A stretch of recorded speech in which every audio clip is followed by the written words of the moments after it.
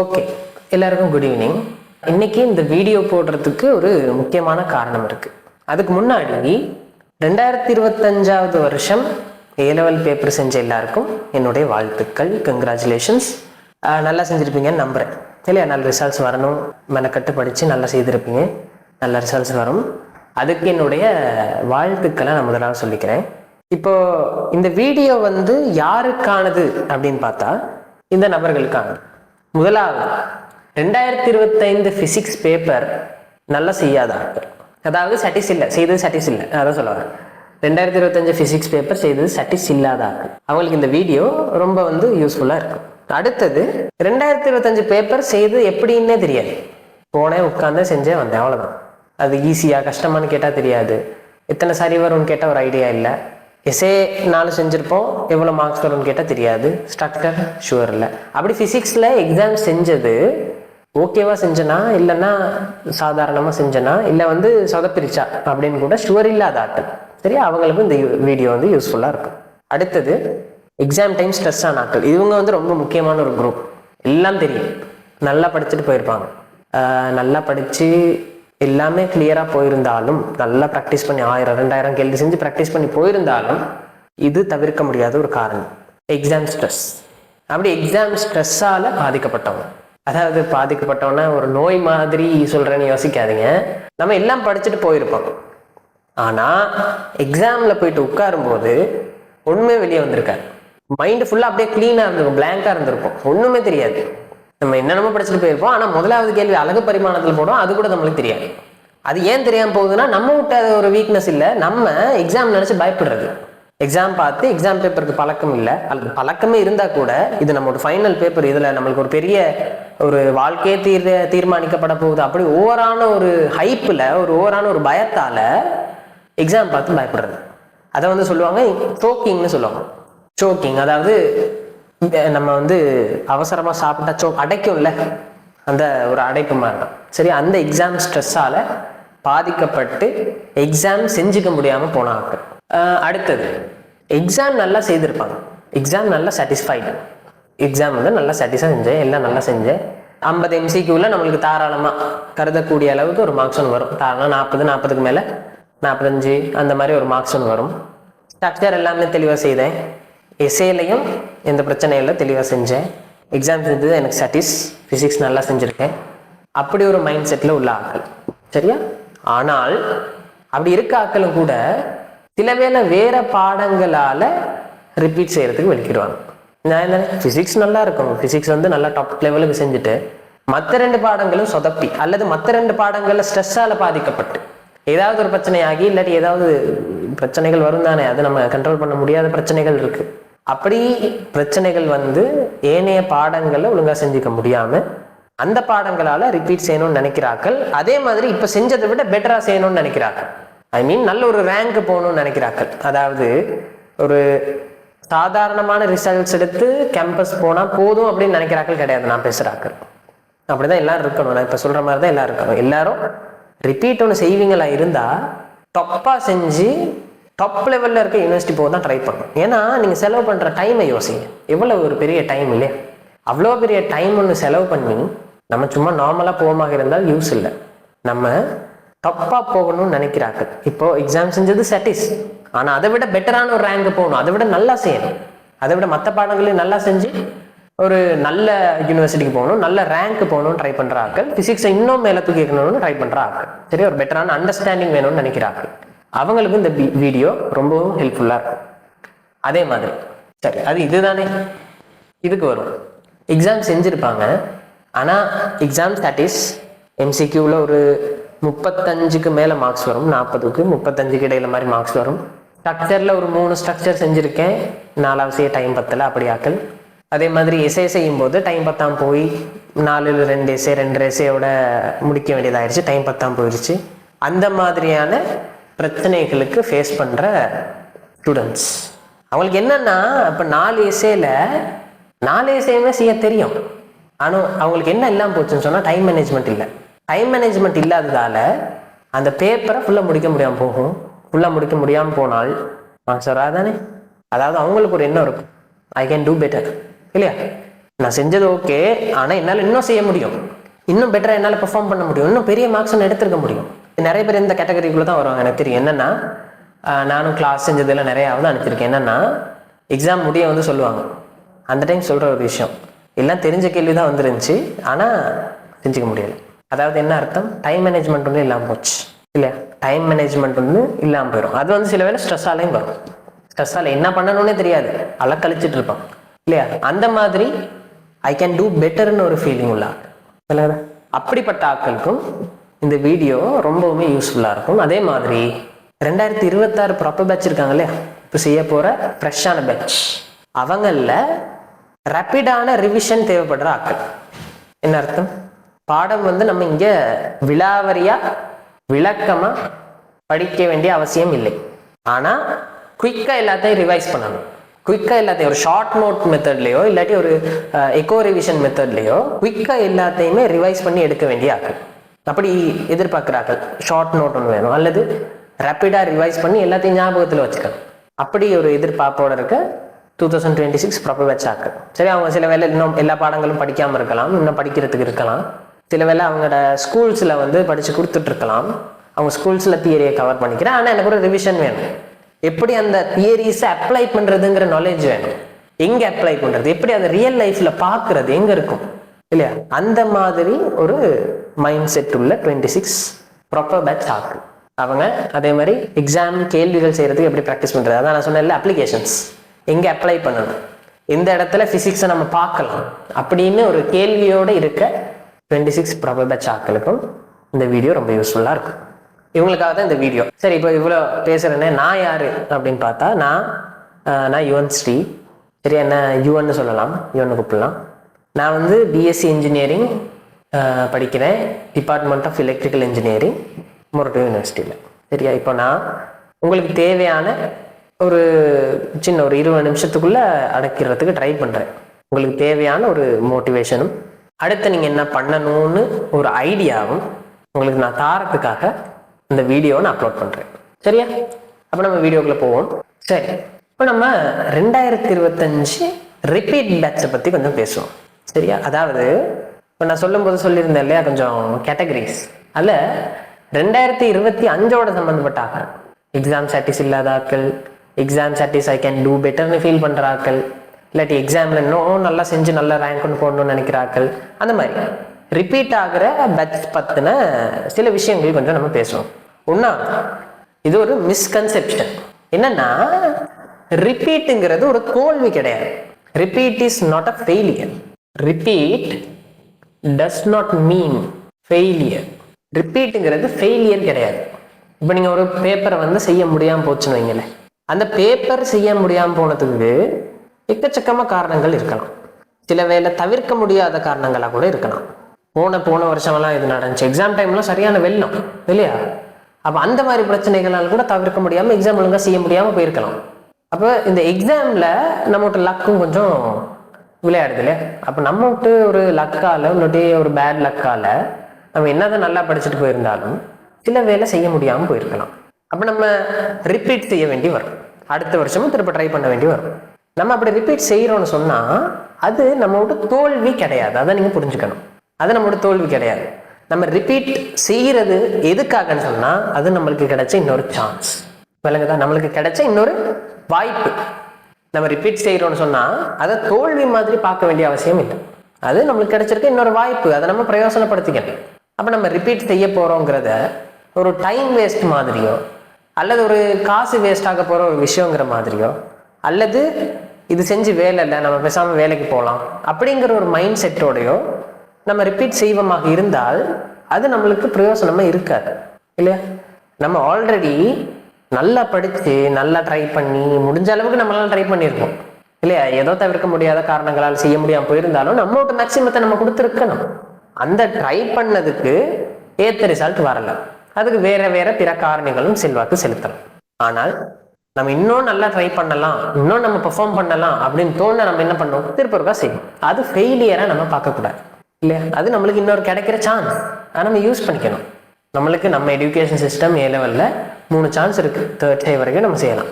செஞ்சு யூனிவர்சிட்டி போகலாம். அதுக்கு பிறகு நீங்கள் செய்யலாம், ஆனால் யூனிவர்சிட்டி போக முடியாது. அப்போ 3rd இயர் வரைக்கும் செய்யலாம்.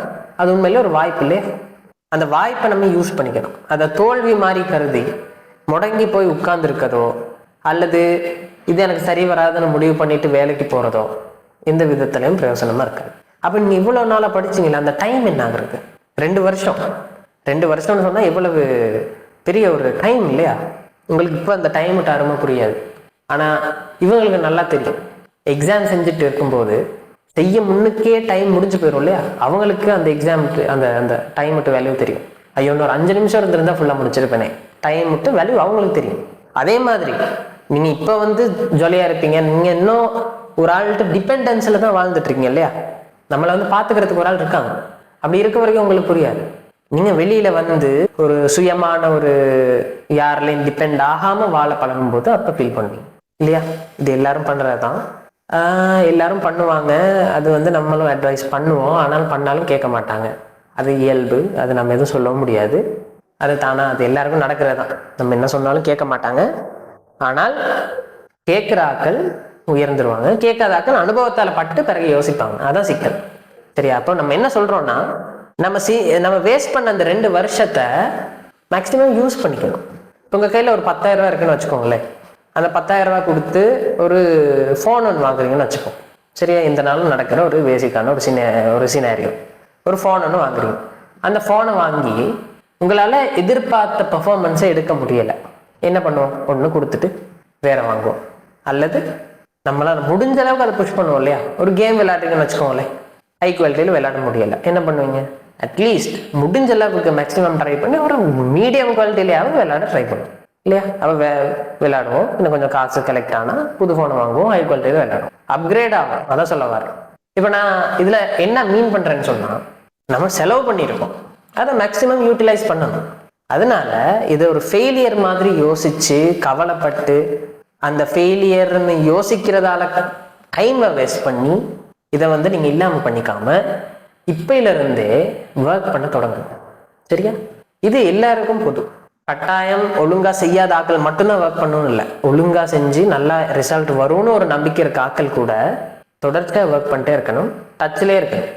ஏன்னா எல்லாருமே நல்ல எக்ஸாம் செஞ்சுட்டாங்கன்னு வைங்களேன், ஸ்கீமை டஃப்பாக்கி விட்டுருவாங்க. ஸ்கீமை டஃப்பாக்குனா என்ன பிரச்சனை? மார்க்ஸ் லெவல் நம்ம எதிர்பார்த்ததை விட குறைஞ்சிடும். ஏன்னா ஸ்கீம் வருஷத்துக்கு வருஷம் மாறும் இல்லையா? அது பேப்பரை பொறுத்து, எல்லாருக்கும் பர்ஃபார்மன்ஸை பொறுத்து அது மாறும். அப்போ நம்ம ஒன்று எதிர்பார்த்துட்டு இருப்போம், அது வராமல் போயிடும். இது சாதாரணமாக நடக்கிற ஒரு விஷயம். ஆனால் அப்படி ரிசல்ட் வார வரைக்கும் தொடர்ச்சியாக ஒர்க் பண்ணிட்டே இருக்கால், ரிசல்ட் வந்ததுக்கு அப்புறம் ஐயோ எனக்கு எதிர்பார்த்த ரிசல்ட்ஸ் வரல, சரி மறுபடியும் ஒருக்கா ட்ரை பண்ணோம், நான் டச்சில் தான் இருக்கேன், எனக்கு எல்லா பாடம் ஞாபகம் இருக்குது, நிறைய ப்ராக்டிஸ் பண்ணியிருக்கேன், எக்ஸ்ட்ரா டைம் கிடச்சி நிறைய ப்ராக்டிஸ் பண்ணியிருக்கேன், திரும்ப ஒருக்கா செஞ்சால் அது என்ன பேப்பர் அதை விட நல்லா நான் செஞ்சு எடுப்பேன், அப்படி ஒரு மைண்ட் செட்டோட பேப்பர் செய்ய போகணும். அப்படி இல்லைன்னு வைங்க, அது வரைக்கும் குப்பையை தொட்டே பார்க்கல, ரிசல்ட் வந்ததுக்கப்புறம் அடித்து பிடிச்சிட்டு கிளாஸுக்கு ஓடி நல்லா படிக்கிற ஒரு ஸ்டூடெண்ட் ஷார்ட் நோட்ஸ் எல்லாம் வாங்கி அதை பாடமாக்க ட்ரை பண்ணி இல்லையா, அதுக்கப்புறம் கிளாஸ் கிளாஸ் கிளாஸ் கிளாஸ்ன்னு ஓடணும். இதே ஒரு ஒரு ஒரு நல்ல மார்க்கெட்டிங்கும் இருக்குது, ஒரு நல்ல பிஸ்னஸும் இருக்குது. ரிசல்ட் வந்ததுக்கப்புறம் நிறைய கிளாஸ் இது பண்ணுவாங்க, அட்வர்டைஸ் பண்ணுவாங்க, ஃப்ளையர்ஸ் கொடுப்பாங்க, போஸ்டர் ஒட்டுவாங்க, நிறைய கிளாஸில் இது பண்ணுவாங்க. ஏன்? அந்த டைம் தான் அவங்க சம்பாதிக்கக்கூடிய மேக்ஸிமம் டைம். எல்லாரையும் பிடிச்சி இழுக்கலாம். ரிசல்ட் வந்துருச்சு, இப்போ எல்லாரும் விழுந்து தான் இருப்பானுங்க, என்கிட்ட வேணா உயர்த்தி விட்றேன், என்கிட்ட வேணா உன்னை கடவுள் ஆக்குறேன் அப்படி சொல்லுவாங்க.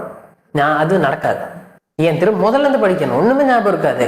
இப்போ என்ன சொல்றேன்னு கேட்டா நாளைக்கு உனக்கு அதுவே ஞாபகம் இருக்காரா? இப்போ ஒரு சொல்ற விஷயம் நாளைக்கு கேட்டா தெரியாது, மறந்துடும். அதுக்கெல்லாம் டெக்னிக்ஸ் இருக்கு. எப்படி ஞாபகம் வச்சுக்கிறதுனா டெக்னிக்ஸ் இருக்கு, மெமரி ரிட்டென்ஷன் டெக்னிக்ஸ், அதை நான் சொல்லித்தரேன்.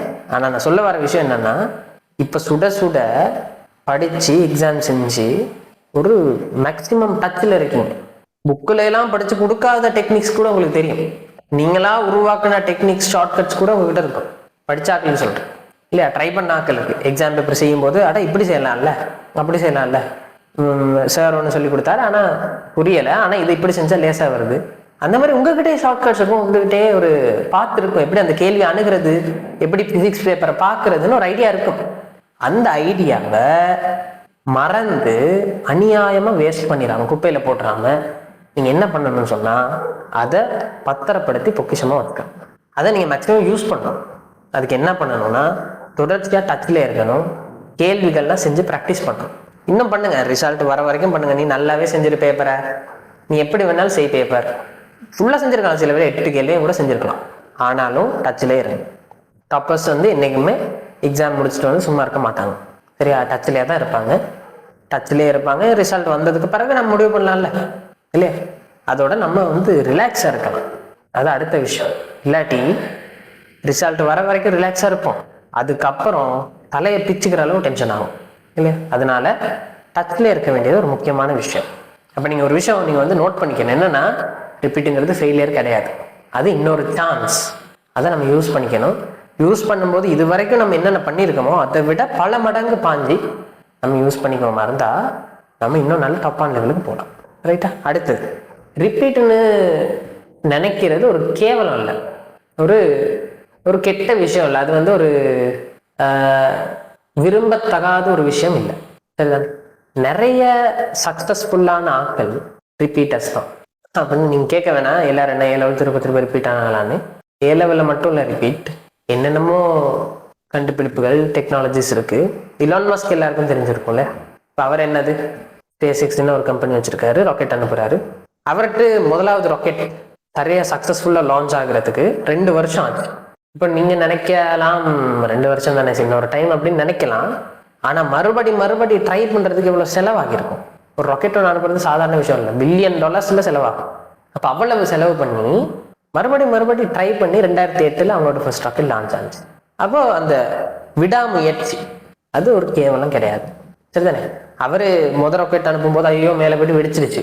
இப்போ டிவில எல்லாம் அதை தான் போடுவானுங்க, எனக்கு ரொம்ப வெக்கமா இருக்கு, நான் வந்து இதெல்லாம் விட்டுட்டு எல்லாத்தையும் மூடிட்டு போறேன்னு அவர் இருந்திருந்தா இப்போ இருக்க ஒரு சக்சஸ்ஃபுல்லான ஸ்டேஜுக்கு அவர் வந்திருக்க முடியாது. ஒரு உதாரணத்துக்கு சொல்றேன், சரியா? இப்போ A-level மட்டுமே நீங்க வச்சு பார்த்துட்டு இருக்க வேணாம், உலகத்தை கவனிங்க. அப்போ நான் ஒரு உதாரணத்துக்கு சொல்றேன். இப்போ ஒரு ரிப்பீட்டர் அப்படின்னு சொல்றது ஒரு கேவலம் கிடையாது, உண்மையில அது ஒரு நல்ல விஷயம். அதாவது நம்ம ஸ்ட்ராங்கா இருப்போம். இப்போ நீங்க ஆல்ரெடி ஒரு எக்ஸாம் பேப்பர், ஒரு A-level பேப்பர் எப்படி இருக்கும், அது எப்படி நடத்தப்படுது அப்படின்னு ஒரு எக்ஸ்பீரியன்ஸோட இருக்கு. யூ ஆர் ஸ்ட்ராங் now இல்லையா? அதாவது எக்ஸாம் பேப்பர் ஒன்னா ஃபேஸ் பண்ண எக்ஸ்பீரியன்ஸ் இருக்கு, எக்ஸ்பீரியன்ஸ் இருக்கு. அதே மாதிரி உங்களோட வீக்னஸ் என்னன்னு உங்களுக்கு தெரியும் இல்லையா? வீக்னஸஸ் அது உங்களுக்கு தெரிஞ்சிருக்கும். அதாவது வீட்டில் ப்ராக்டிஸ் பண்ணும்போது திரும்ப அந்த கேள்வியை செய்றீங்க, விட பிள்ளையாக தான் வருது, துருக்கல் பிள்ளையோ இல்லாட்டி ஏதாவது ஒரு கன்செப்டில் உள்ள பிள்ளையோ ஏதோ ஒன்று பிள்ளையாக வருது. அப்போ அந்த பிழை திரும்ப வருது, நம்ம என்ன தான் ட்ரை பண்ணாலும் மீண்டும் வருது. அப்படின்னா உங்களுக்கு என்ன புரியும்? ஓகே, இந்த கேள்வி செஞ்சால் எனக்கு இந்த பிழை வருது, அப்போ இது எனக்கு கொஞ்சம் வீக்னஸான ஒரு பாடம், அல்லது இது ஒரு வீக்னஸான ஒரு கன்செப்ட், வீக்னஸான ஒரு கேள்வி. அப்போ அந்த கேள்விக்கு நம்ம எக்ஸ்ட்ரா மெனக்கிடணும். இல்லாட்டி எக்ஸாம் பேப்பர் அதே கேள்வி வந்துட்டா கூட அந்த கேள்விக்கு இன்னும் கொஞ்சம் எக்ஸ்ட்ரா டைம் கொடுத்து திருப்பி ஒரு ரீசெக் பண்ணி அந்த கேள்வியை செஞ்சு பார்க்கணும். அப்போ நம்மளுக்கு என்ன தெரியாது, என்ன நம்மளுக்கு வராது, அல்லது என்ன வீக்னஸ், நம்மளுக்கு என்னத்துல அவ்வளவு ஒரு ஸ்ட்ரென்த் இல்லை அப்படிங்கிற விஷயம் நம்மளுக்கு இப்போ தெளிவாக தெரியும் இல்லையா? இப்போ ஒரு எக்ஸாம் பேப்பரும் ஃபேஸ் பண்ணிட்டு வந்ததில்லை, உங்களுக்கு என்ன பிரச்சனைன்னு தெரியும். நீங்கள் எல்லாம் படிச்சுட்டு போயிருப்பீங்க, ஆனால் எக்ஸாம் டைம் ஸ்ட்ரெஸ் ஆகுறது ஒரு வீக்னஸ். எல்லாம் தெரியும், எல்லா பாடமும் தெரியும், எல்லாம் நல்லா ப்ராக்டிஸ் பண்ணியிருப்பீங்க, நல்லா எல்லா கான்செப்டும் விளக்கம், நீட்டான எழுத்து இல்லை, அது ஒரு வீக்னஸ், உங்களுக்கு தெரியும் இல்லையா? டைம் மேனேஜ்மெண்ட் இல்லை, அது ஒரு வீக்னஸ். டைம் மேனேஜ்மெண்ட் பற்றி நான் சொல்லித்தரேன். டைம் மேனேஜ்மெண்ட் இல்லாதது ஒரு வீக்னஸ். அந்த மாதிரி உங்களோட வீக்னஸ் என்னங்கிறது உங்களுக்கு இப்போ புரியும். உங்களை நீங்களே கேட்டு பாருங்க, ஏன் எக்ஸாம் செய்ய முடியாமல் போச்சு? அப்போ அதுக்கு வர விட உங்களோட ஒரு வீக்னஸ். பாடம் தெரியலையா, பாடமாகலையா, இல்லாட்டி பாடம் வந்து உங்களுக்கு ஞாபகம் இல்லையா, அது ஒரு வீக்னஸ். வைசமன் FL/AE ஞாபகம் இல்லாமல் போச்சா, அது ஒரு வீக்னஸ்.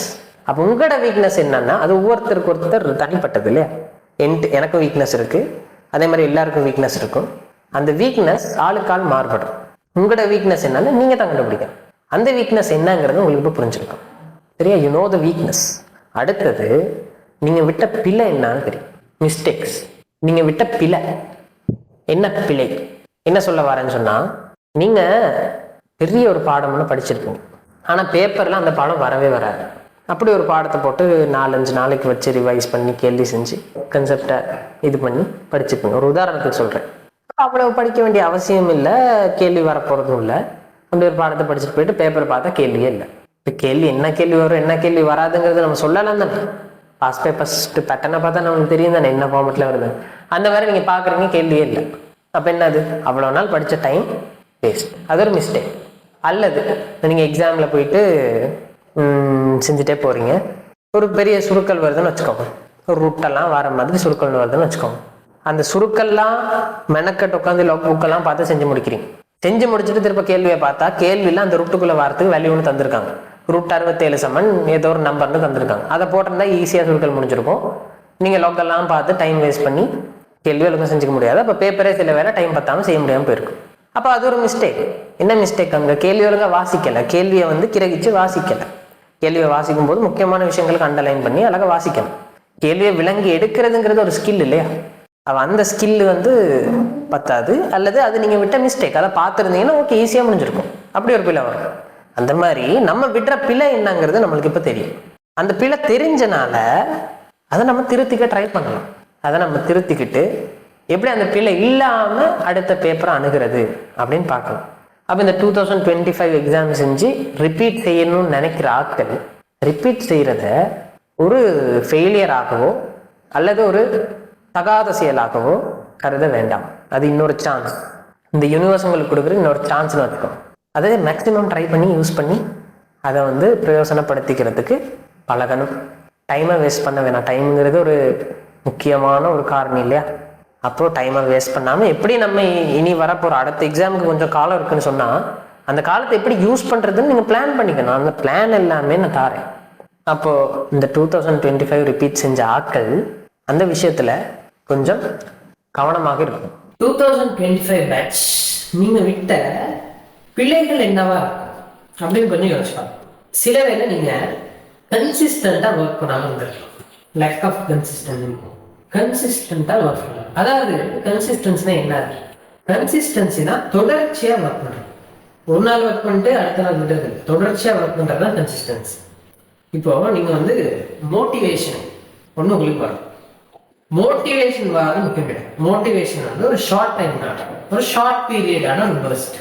உங்களுக்கு மோட்டிவேஷன் கிடைச்சி ஒர்க் பண்ணுறீங்கன்னா அந்த மோட்டிவேஷன் எவ்வளவு நேரம் இருக்கோ அவ்வளோதான் ஒர்க் பண்ண முடியும். அதுக்கு மேலே உங்களால் ஒர்க் பண்ண முடியும். அதாவது என்ன சொல்ல வரேன்னு சொன்னால், மோட்டிவேஷன் வரும், வந்த கணம் கூட தெரியாமல் இல்லாமல் காணாமல் வரும். நல்ல நல்ல ஒரு மோட்டிவேஷன் ஒன்று கிடைக்கும். ஆனால் அதுக்கப்புறம் ஒரு வேலையை ஆரம்பித்து கொஞ்சம் தூரம் செஞ்சுட்டு போகும்போது மிஞ்சி போனால் ஒரு நாளைக்கு செய்வீங்க, அதோட இல்லை. சரி, அதாவது மோட்டிவேஷன் வரது முக்கியம் கிடையாது.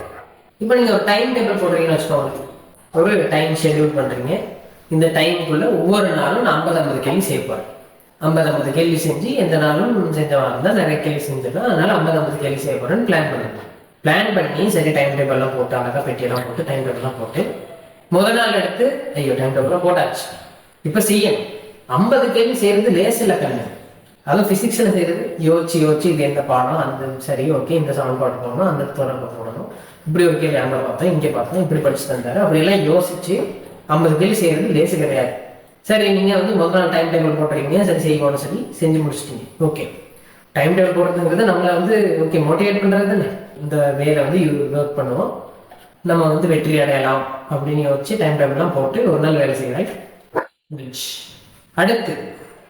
அடுத்த நாள் உட்காந்து கேள்வி செய்யலான்னு அந்த டைம் டேபிள் படி டைம் ஷெட்யூலில் போயிட்டு உட்காருங்க. பார்த்தா 50 கேள்வி. ஐயோ நேரத்தையே கஷ்டப்பட்டு தான் செஞ்சோம், இன்னைக்கு ஒரு 30 செய்யும், மிச்சம் 20 நேரம், நாளைக்கு 50ஓட சேர்த்து 20 செய்யும். அப்படி வச்சுட்டு 30 செய்வீங்க. 30 செய்ய கூட எல்லாத்துக்கும் கஷ்டம் வச்சுட்டு போயிடுங்க. அடுத்த நாள் பார்த்தா நேற்று 50 கேள்வியே செய்ய முடியல, இன்னைக்கு 70 கேள்வி பார்த்துட்டு இருக்கலாம். செய்யலாம், கஷ்டம். 20 கேள்வி வேணாம், நாளைக்கு 50 இருக்குதானே 120 வச்சு நான் 2 ஹவர் தானே டைம் ஷெட்யூல் பண்ணியிருக்கேன், நாளைக்கு 4 ஹவர் எல்லாத்தையும் 120 கேள்வி செஞ்சு முடிச்சிட்டேன். அப்படியே பெரிய வீரன் மாதிரி பிளான் பண்ணிட்டு அன்னைக்கு விட்டுட்டு அன்னைக்கு ஃபுல்லாக விட்டுட்டு இருக்குது, நல்ல ஜொலியாக இருக்கு. அடுத்த நாள் பார்த்தா 120 கேள்வி இருக்கு. நீ மெனக்காம உட்காந்து 20 கேள்வியே செய்ய முடியாது, 120 கேள்வி இருக்கு. கஷ்டமா இருந்தா நினைக்கவே கஷ்டமா இருக்கு, செய்ய முடியாது, விட்டுட்டு போயிடும். சரி நான் பேசாமல் விட்டுறேன். ஞாயிற்றுக்கிழமை ஃபுல்லா காலையில 5 வரைக்கும் உட்காந்து விட்ட எல்லா கேள்வியும் செய்வேன் அப்படின்னு நினைச்சிட்டு ஃபுல்லாக விட்டுறேன். அடுத்து ஞாயிற்றுக்கிழமை காலையில் பார்த்தா அங்கே 300 கேள்வி இருக்கும். 300 கேள்வி உட்காந்து செய்யணும், முடியுமா? கஷ்டம். 300 கேள்வி காலையில் உட்காந்து செய்யறேன்னு காலையில ஸ்டார்ட் பண்ணி ஒரு 15 கேள்வி செஞ்சுட்டு இருக்கும்போது அவங்க முடிஞ்சு இனிமே செய்ய முடியாதுங்கிற ஒரு ஸ்டேஜுக்கு வந்துடும். அதுக்கப்புறம் செய்ய மாட்டோம். அதாவது நம்மளுக்கு முதல் நாள் ஒரு மோட்டிவேஷன் இருந்துச்சு இல்லை, அந்த முதல் நாள் மோட்டிவேஷன் முதல் நாள் 50 கேள்வி செய்யணும், அந்த கேள்வி எல்லாத்தையும் செய்யறதுக்கு யூஸ்ஃபுல்லாக இருந்துச்சு. மிச்ச 4 கேள்வி இங்கே காணும். அந்த மோட்டிவேஷன் வரும், வந்த இடம் கூட தெரியாமல் காணப்படும். அப்போ நம்மளுக்கு என்ன தேவை? மோட்டிவேஷன் கிடையாது, நம்மளுக்கு தேவை கன்சிஸ்டன்டான ஒர்க். அதை நம்ம எப்படி சொல்லலாம்? டிசிப்ளின். நம்மளுக்கு நம்ம செய்கிற வேலையில் டிசிப்ளின் இருக்கும். ஒரு நாள் இதை செய்ய போறேன்னு முடிவு பண்ணா அதை செய்யணும், உட்காந்து செய்யணும். அப்படி செஞ்சு ஒரு 5 நாள் 6 நாள் செஞ்சீங்களா இருந்தா தொடர்ச்சியாக பழக்கமாயிடும். நீங்க ஒரு நாளைக்கு 50 கேள்வி செய்யணும்னு மோட்டிவேட் ஆகி நீங்க செய்ய வேண்டிய அவசியம் கிடையாது. நீங்க 50 கேள்வி ஒரே நாள் செய்ய தேவை. 30 சரி ஒவ்வொரு நாளும் செஞ்சீங்கன்னா 50 கேள்வி செய்யறதோட கூட செய்யணும். அல்லது உங்களுக்கு முடியுமா இருந்தா 50 கேள்வி ஒவ்வொரு நாளும் செய்யணும். விடக்கூடாது. ஒரு கிழமை செய்யுங்க, 2 கிழமை செய்யுங்க, 3வது கிழமை செய்யாம இருக்க முடியாது. 3வது கிழமை செய்யணும். ஐயோ நான் இவ்வளவு நாள் செஞ்சுட்டு வந்தேன், நீ செய்ய முடியாம போச்சு அப்படி தோணும். இல்லாட்டி செய்யாம இருந்தா அந்த டைமுக்கு ஒட்டோவாவே நம்ம போய் செய்ய தோணும். இப்ப நம்ம செய்யற டைம் அப்படின்னு நம்மளுக்கு ஒட்டோவாவே தோணும். ஆகவே நம்ம அதை பழக்கப்படுத்துறது ரொம்ப முக்கியம். இப்ப நம்மளுக்கு நிறைய டைம் இருக்கு இல்லையா? ஒரு 8 மாசம் இருக்கு. அந்த 8 மாசம் உட்காந்து நம்ம டிசிப்ளினா ஒர்க் பண்ணோம்னு வச்சுக்கோம். எப்படி ஒரு லெவலுக்கு போகணும் யோசிச்சு பாருங்க.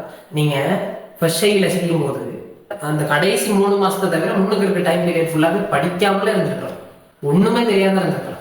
அல்லது அந்த கடைசி 3-6 மாசத்தை தவிர முன்னுக்கெல்லாம் தொட்டு பார்த்ததே இல்லை, பேப்பர் என்னன்னு தெரியாது, பிசிக்ஸ்ல என்ன பாடம் என்னன்னு தெரியாது, அப்படி இருந்திருக்கலாம். ஆனா அந்த கடைசி ஒரு 3 மாசம் இருந்து ஒர்க் பண்ணிருப்பீங்க இல்லையா? இருந்து கஷ்டப்பட்டு பேப்பர்ல அதை இது பார்த்து சிலபஸ் ஏதாவது ஃப்ரெண்டோ யார்கிட்டயோ நோட்டெல்லாம் பார்த்து பாடமாக்கி ஏதோ பண்ணி ஒர்க் பண்ணிருப்பதானே. அந்த ஒர்க்ல உள்ள எஃபிஷியன்சி முன்னுக்கு படிச்சாக்கள் கூட இருந்தது. முன்னுக்கு படிச்சிருப்பாங்கல்ல ஆல்ரெடி, அவங்க கூட அவ்வளவு எஃபிஷியண்டா படிச்சிருக்க மாட்டாங்க. ஏன்னா அந்த கடைசி டைம் வரும்போது நம்மளுக்கு ஒரு டிசிப்ளின் வரும். ஓகே எக்ஸாம் வருது, இப்பதான் டைம், இதை விட்டா வழி இல்லை. அப்போ நம்ம இந்த நாளும் வேலை செய்ய ட்ரை பண்ணுவோம். காலையிலிருந்து பேப்பர் செய்வோம், அல்லது ஒரு நாளைக்கு 3 பேப்பர் செய்வோம் அப்படின்னு உட்காந்து வேலை செய்ய ட்ரை பண்ணுவோம். ஒரு நாள் இல்லை, 2 நாள் இல்லை, ஒவ்வொரு நாளும் செய்ய ட்ரை பண்ணுவோம். அப்போ அந்த டைம்ல எஃபெக்டிவ்னஸ், அந்த எஃபிஷியன்சி பீக் லெவல் அது நம்மளே ஃபீல் பண்ணிருப்போம். எக்ஸாமுக்கு படிச்சிருக்கோம்ல, அப்போ நம்மளே ஃபீல் பண்ணிருப்போம். அந்த கடைசி டைம் ரொம்ப முக்கியமான ஒன்று. இப்போ அந்த டிசிப்ளின் நம்மளை விட்டு போறதுக்கு முன்னுக்கு, காத்தோட கரையிறதுக்கு முன்னுக்கு அந்த டிசிப்ளினை யூஸ் பண்ணி தொடர்ச்சியா ஒர்க் பண்ண ட்ரை பண்ணும். விட்டக்கூடாது. அதை விட்டா அவ்வளவு சிக்கல், திரும்ப பிடிக்கிறது கஷ்டம். திரும்ப இன்னொரு 1 மாசம் 2 மாசம் ஆகும், அதை திரும்ப ஃபாலோ பண்ணிடுது. அப்ப அது போறதுக்கு முன்னாடி நம்ம அதை எப்படியாவது யூஸ் பண்ணிட்டு அதை எப்படி தொடர்ச்சியா கண்டினியூ பண்ணணும்னு சரி. அப்போ சில வேலை ஃபர்ஸ்ட் சைட கன்சிஸ்டண்டா ஒர்க் பண்ணாம ஒரு நாள் செய்யறது, ஒரு நாள் விட்டுறது, அடுத்த நாள் விட்டுறது, அடுத்த நாள் செய்ய ட்ரை பண்றது, பாதி செய்யறது விட்டுறது, அப்படி கன்சிஸ்டன்ட் இல்லாம ஒர்க் பண்ணது உங்க ரிசல்ட் டவுன் ஆகிறதுக்கு ஒரு காரணமா தரும். அடுத்தது மெமரைஸ், பாடமாக்குறது. நான் ஒரு விஷயம் சொல்லிக்கிறேன். இப்போ பிசிக்ஸ்ல சில விஷயங்கள் ஞாபகம் வைக்கணும், இல்லைன்னு இல்லை. இப்போ சயின்ஸ் சூத்திரமா ஞாபகம் வைக்கணும்.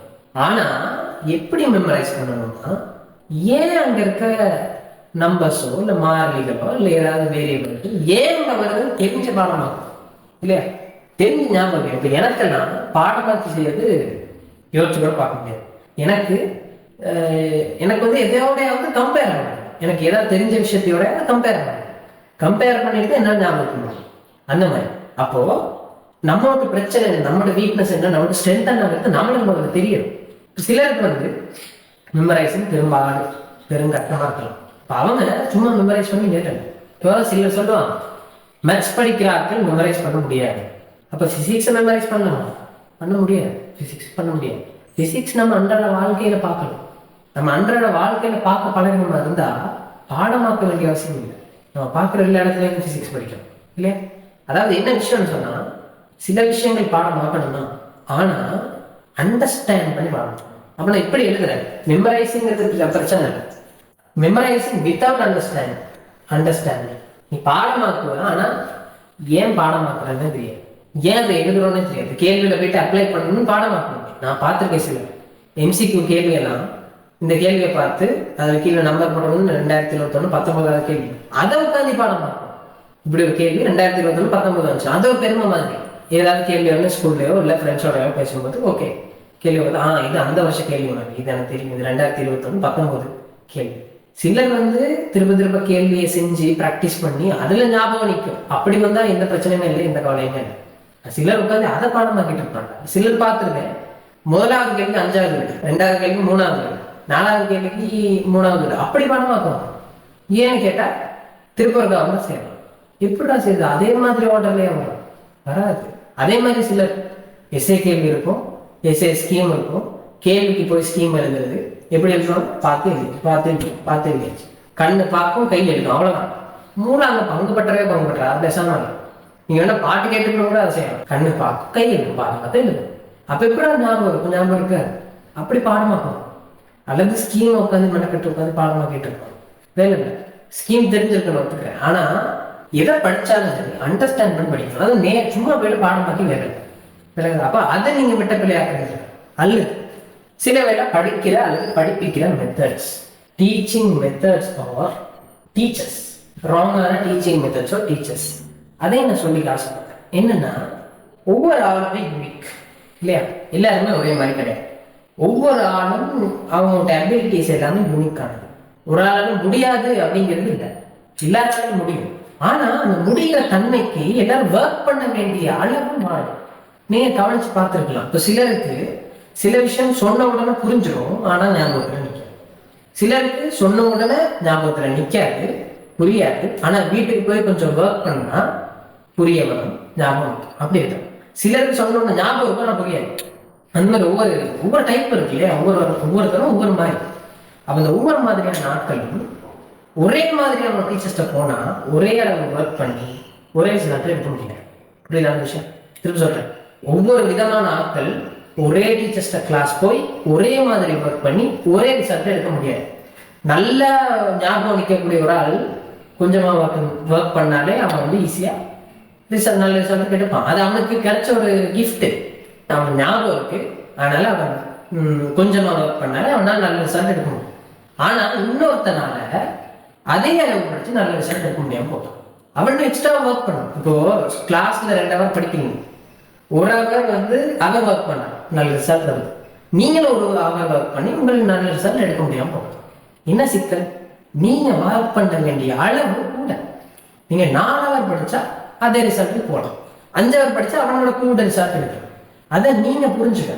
உங்களுக்கு எந்த அளவுக்கு ஒர்க் பண்ணும், ஒரு கன்செப்ட் உங்க உடம்புல அல்லது உங்க மூளையில ஊறுறதுக்கு எவ்வளவு நேரம் நீங்க ஒர்க் பண்ணுங்கிற விஷயத்த நீங்க தான் புரிஞ்சுக்கணும். அது ஒவ்வொரு ஆளுக்குமே தனிப்பட்ட விஷயம். எனக்கு ஒரு அளவு இருக்கும், என் ஃப்ரெண்ட்ஸுக்கு ஒரு அளவு இருக்கும், உங்களுக்கு ஒரு அளவு இருக்கும், உங்க ஃப்ரெண்ட்ஸுக்கு ஒரு அளவு இருக்கும். அது எல்லாமே ஒரே மாதிரி இருக்க வேண்டிய அவசியம் இல்லை. சரி, அப்போ நீங்க உங்களை இன்னொரு ஆளோட கம்பேர் பண்றது யூஸ்லெஸ். அது புரியுது தானே? நீங்க என்னோட கம்பேர் பண்றீங்க யூஸ்லெஸ், நான் உங்களோட கம்பேர் பண்றது யூஸ்லெஸ். ஏன்னா நான் வேற, நீங்க வேற. அதே மாதிரி நீங்க வேற, உங்க ஃப்ரெண்ட்ஸ் வேற. அப்போ கம்பேரிசன் ஒரு யூஸ்லெஸ்ஸான ஒரு விஷயம். ஏன்னா எல்லாமே ஒரு கண்ட்ரோல்டான சிஸ்டம் இல்லை, எல்லாமே யூனிக். ஒன்னே இன்னொன்னோட கம்பேர் பண்ணுறோம்னா அது ரெண்டும் ஒரே மாதிரியான இதாக இருக்கணும்ல, ஆனால் ரெண்டுமே வேற வேற, கம்பேர் பண்ண முடியாது. அப்போ நீங்கள் ஒர்க் பண்ணுற ஒர்க்கை தான் நீங்கள் என்ன செய்யலாம்? கட்டுப்படுத்த முடியும். உங்களுக்கு ஒரு விஷயம் புரியணும்னா அல்லது உங்களுக்கு ஒரு விஷயம் நல்ல ஞாபகம் இருக்கணும் அல்லது அது நல்ல ப்ராக்டிஸ் ஒன்று இருக்கணும் அப்படின்னு சொன்னால், தேர்ச்சி ஒன்று இருக்கணும்னா அது நீங்கள் எவ்வளோ ஒர்க் பண்ணணுங்கிறது உங்களுக்கு தெரிஞ்சிருக்கும். அதை நீங்கள் விளங்கி எடுக்கணும். அது எப்போ தெரிய வரும்னு சொன்னால், நீங்கள் எக்ஸாம்ஸ் அது இதெல்லாம் செஞ்சு உங்கள் மார்க்ஸ் எல்லாம் பார்க்கும்போது தான் புரியும். சரியா? அப்போ தொடர்ச்சியாக நீங்கள் உங்களை இவாலுவேட் பண்ணிக்கிட்டே இருக்கணும், அப்போ தான் புரியும். அதாவது ஒர்க் பண்ணுற அளவு மாறிக்கிட்டே இருக்கும். இப்போ ஒரு டீச்சரோ இல்லாட்டி ஏதாவது ஒரு மெத்தட் நீங்கள் படிக்கிறீங்க, அந்த படிக்கிற மெத்தட் ஒரு குறிப்பிட்ட நபருக்கு அது நல்ல மெத்தடாக இருக்கும். இப்போ உதாரணத்துக்கு சொல்கிறேன், ஒரு டீச்சர் இருக்கார், பாடமாக்குறது ஊக்குவிக்கிற மாதிரி படிக்கிறான்னு கேள்வியை தராரு, விடையை தராரு, ஆகும். அப்போ என்ன செய்யணும்? கேள்வியை பார்த்து இப்படி கேள்வி இருந்தால் இப்படி விடை எழுதும். அப்படி கேள்வியை பாடமாக்கி கேள்விக்குரிய விடையை பாடமாக்கி படிக்கிற ஒரு டீச்சர்னு வச்சுக்கோங்க. அது சிலருக்கு அப்படி பாடமாக்கி நல்லா செய்யலாம் இல்லையா, நல்ல ஞாபகம் கேட்கக்கூடிய ஆட்கள் இருப்பாங்களே, அவங்களுக்கு அது நல்ல ஒரு வசதியாக போயிடும். அல்லது அவங்களுக்கு அது நல்லா ஒர்க் பண்ணும், அவங்களும் நல்லா படிக்கும், நல்லா மார்க்ஸ் வரும். ஏன்னா அவங்களுக்கு ஏற்ற மெத்தட் அது. ஆனால் பாடமாக்க முடியாத ஒரு நபருக்கு அது நல்ல மெத்தடாக இல்லாமல் ஒரு விஷயத்த ஆராய்ச்சி அதில் ஏதாவது ஹேண்ட்ஸ் ஆன் ஆக்டிவிட்டி செஞ்சு அதை எடுத்து ஏதாவது உடச்சி பார்த்து அப்படி வேலை செய்கிற ஒரு ஆளுக்கு பாடமாக்கி செய்கிறது ஒரு வேலை சரியில்லாமல் போயிடும் இல்லையா? அது தவறான மெத்தடாக போயிடும். ஆனால் எல்லாரும் ஒரே கிளாஸை பற்றி ஓடி எல்லாரும் ஒரே டீச்சர்கிட்ட படிச்சு அந்த மெத்தட் செட் ஆகிறாக்கள் ஓகே, செட் ஆகிறாக்கள் கொஸ்டின் மார்க் அவனுக்கு யார் பதில் சொல்றாங்க? இப்போ நம்ம என்னன்னா, நம்மளுக்கு என்ன செட் ஆகுங்கிறது நம்ம புரிஞ்சுட்டு இருக்கோம். அதுக்கு முன்னாடி நம்ம வீக்னஸ் என்ன ஸ்ட்ரென்த் என்னன்னு தெரிஞ்சிருக்கோம் இல்லையா? நம்ம இப்போ ஒரு பேப்பரும் ஃபேஸ் பண்ணிடுச்சு, அப்போ உங்களுக்கு புரிஞ்சிருக்கும் இதுதான் என்கிட்ட பிரச்சனை, இதுதான் என்கிட்ட வீக்னஸ், இதுதான் என்கிட்ட ஸ்ட்ரென்த். அப்போ அந்த வீக்னஸ் ஸ்ட்ரென்த் தெரிஞ்சிருந்தாதான் அதுக்கேற்ற மாதிரியான முறையை நீங்கள் தேர்ந்தெடுக்க முடியும். டீச்சர்ஸ் மட்டும் இல்லை, நீங்கள் படிக்கிற மெத்தட்ஸ் கூட சிலர் விஷுவல் லேர்னர்ஸாக இருப்பாங்க. அதாவது அவங்க வந்து படமெல்லாம் வரைஞ்சி கலர் ஸ்டிக்கர் ஒட்டி ஸ்டிக்கி நோட்ஸ் எல்லாம் ஒட்டி அப்படி படிப்பாங்க. அப்போ அவங்களுக்கு ஞாபகம் வரும், ஓகே இது பச்சை கலர்ல இல்லை, இது மஞ்சள் கலர்ல இல்லை, இதுக்கு இந்த படம் வரைஞ்சி அப்படின்னு அப்படி படிக்கிறார்கள் இருப்பாங்க. சிலர் காதால கேட்டு படிக்கிறார்கள் இருப்பாங்க. யாராவது சொல்லணும், கேட்டுக்கிட்டே இருக்கும், யாராவது சொல்லணும், அதை கேட்டுட்டு இருக்க அவங்களுக்கு வந்து ஞாபகம். அப்போ நீங்கள் எக்ஸாம் போயிட்டு உட்காந்து எழுத ட்ரை பண்ணீங்கன்னா எழுதும்போது ஓகே சார் இன்னைக்கு அன்னைக்கு இப்படி சொன்னார், சார் இன்னைக்கு இந்த கதையை சொன்னார், சார் இன்னைக்கு இந்த கதை இந்த கழுத போன கதை அதை சொல்லி இந்த விளக்கம் இருக்கிறார் அப்படின்னு அவங்க ஞாபகம் காதில் கேட்கும். அப்படி படிக்கும். அப்படி படிக்கிறார்கள் இருப்பாங்க. விஷுவல் லேர்னர்ஸ் இருப்பாங்க, காதில் கேட்டு படிக்கிறார்கள் இருப்பாங்க.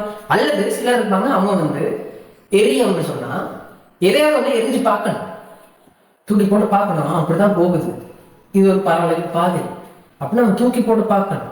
யாரும் சொல்லி அவனுக்கு புரியாது, எதுவும் வரைஞ்சு பார்த்து அப்படி முடியாது, அவனுக்கு தூக்கி போட்டு பார்க்கணும், ப்ராக்டிக்கலா செஞ்சு பார்க்கணும். அப்படி படிக்கிறார்கள் இருப்பாங்க. அப்படி நிறைய வகை இருக்கு.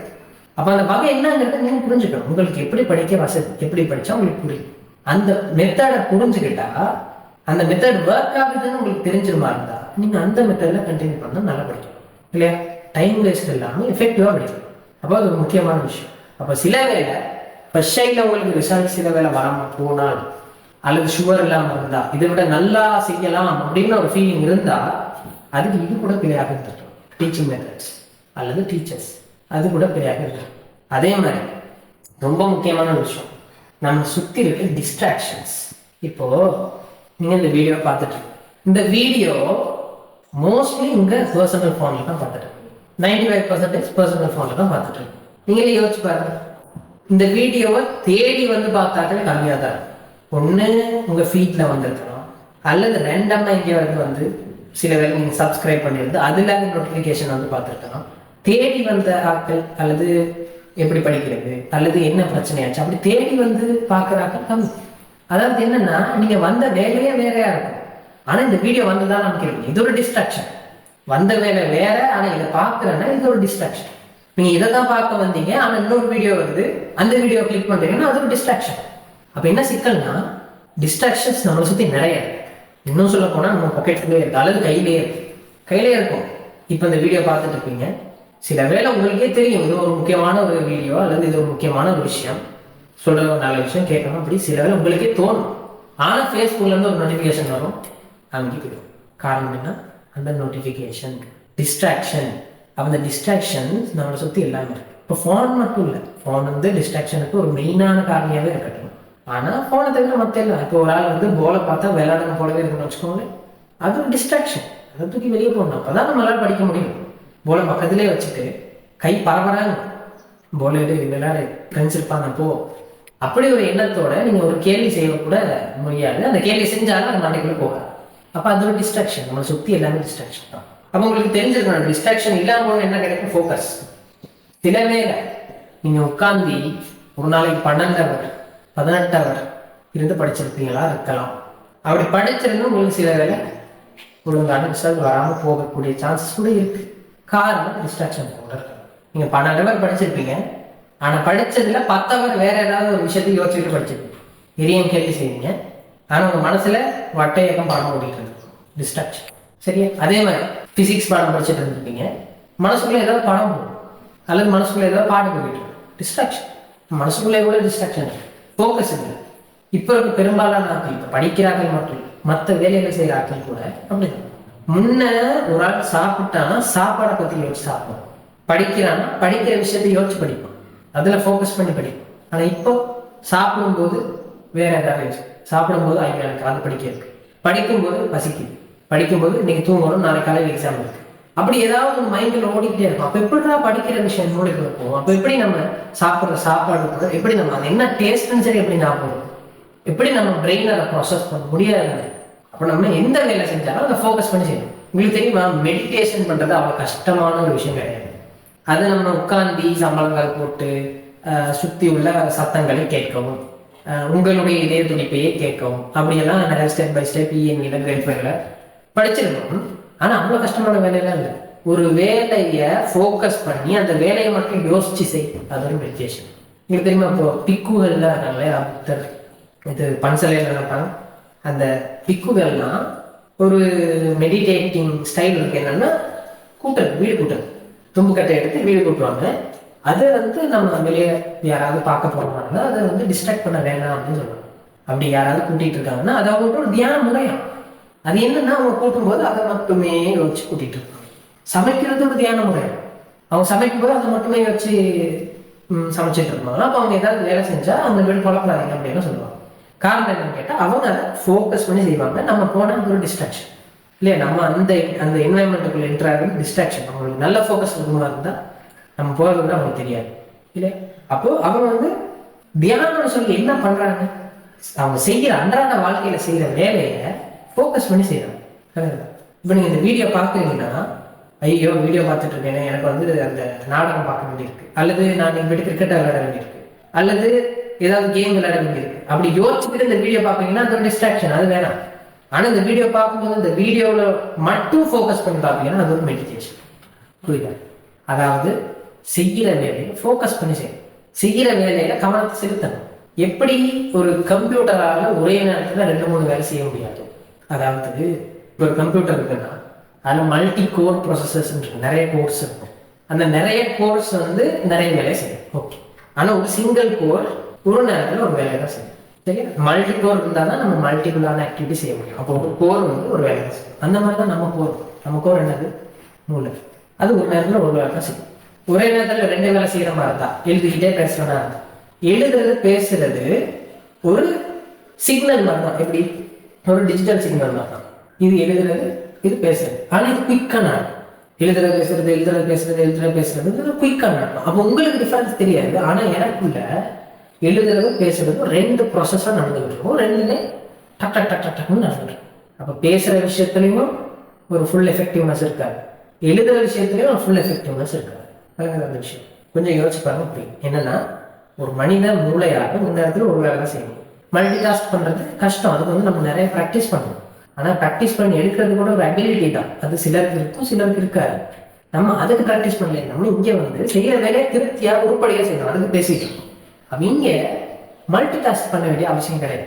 இங்கே செய்கிற ஒரு வேலையை ஃபோக்கஸ் பண்ணி அந்த ஒரு வேலையில கவனத்தை கொடுத்து செஞ்சியா இருந்தால் அந்த ஒரு வேலை நல்ல உங்களுக்கு பிரயோசனமாக இருக்கும். நல்லா மூளைக்குள்ள போகும், நல்லா அப்சர்வ் ஆகும். நீங்கள் ஏதாவது கன்செப்டை அதை ஃபோக்கஸ் பண்ணி படிக்கிறீங்கன்னா நல்லா புரியும். அது பிறகு லைஃப் டைமாக இருக்காது. அப்படி படிக்கிறோம் சின்ன விஷயமா அது எல்லாமே நம்ம ஃபோக்கஸ்லேயும் நம்ம கண்ட்ரோல் இருந்தாரு, மைண்ட் கண்ட்ரோல் தான்.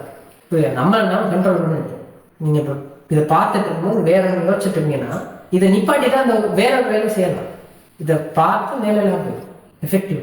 அப்போ எஃபெக்டிவான ஒர்க் பண்ணுறதுக்கு ஃபோக்கஸ் ரொம்ப முக்கியம். அப்போ அந்த ஃபோக்கஸ் இல்லாமல் போனது ஃபர்ஸ்ட் சைடில் பேப்பர் செய்யும்போது நீங்கள் விட்ட பிள்ளையாக இருக்கும், அல்லது ஃபர்ஸ்ட் சைடில் நீங்கள் ப்ரிப்பேர் ஆகும்போது நீங்கள் விட்ட பிள்ளையாக இருக்கலாம். சரியா? அப்போ அது ஒரு பிள்ளையாக இருக்கலாம். அல்லது டைம் மேனேஜ்மெண்ட் இல்லை, வீக் டைம் மேனேஜ்மெண்ட். என்ன கடைசியாக ஒரு 3 மாதம் இருக்குன்னு வச்சுக்கோங்க. நீங்கள் ஒரு 50 வருஷம் பாஸ் பேப்பர் எடுத்து செய்ய போகிறேன்னு வந்து உட்காந்து முடியுமா? 3 பாடத்தில் செய்ய முடியும்னு நினைக்கிறீங்களா? முடியாது. கடைசி 1 மாதம் இருக்கு, 20 வருஷம் பாஸ் பேப்பர் எடுத்து செய்ய போகிறேன்.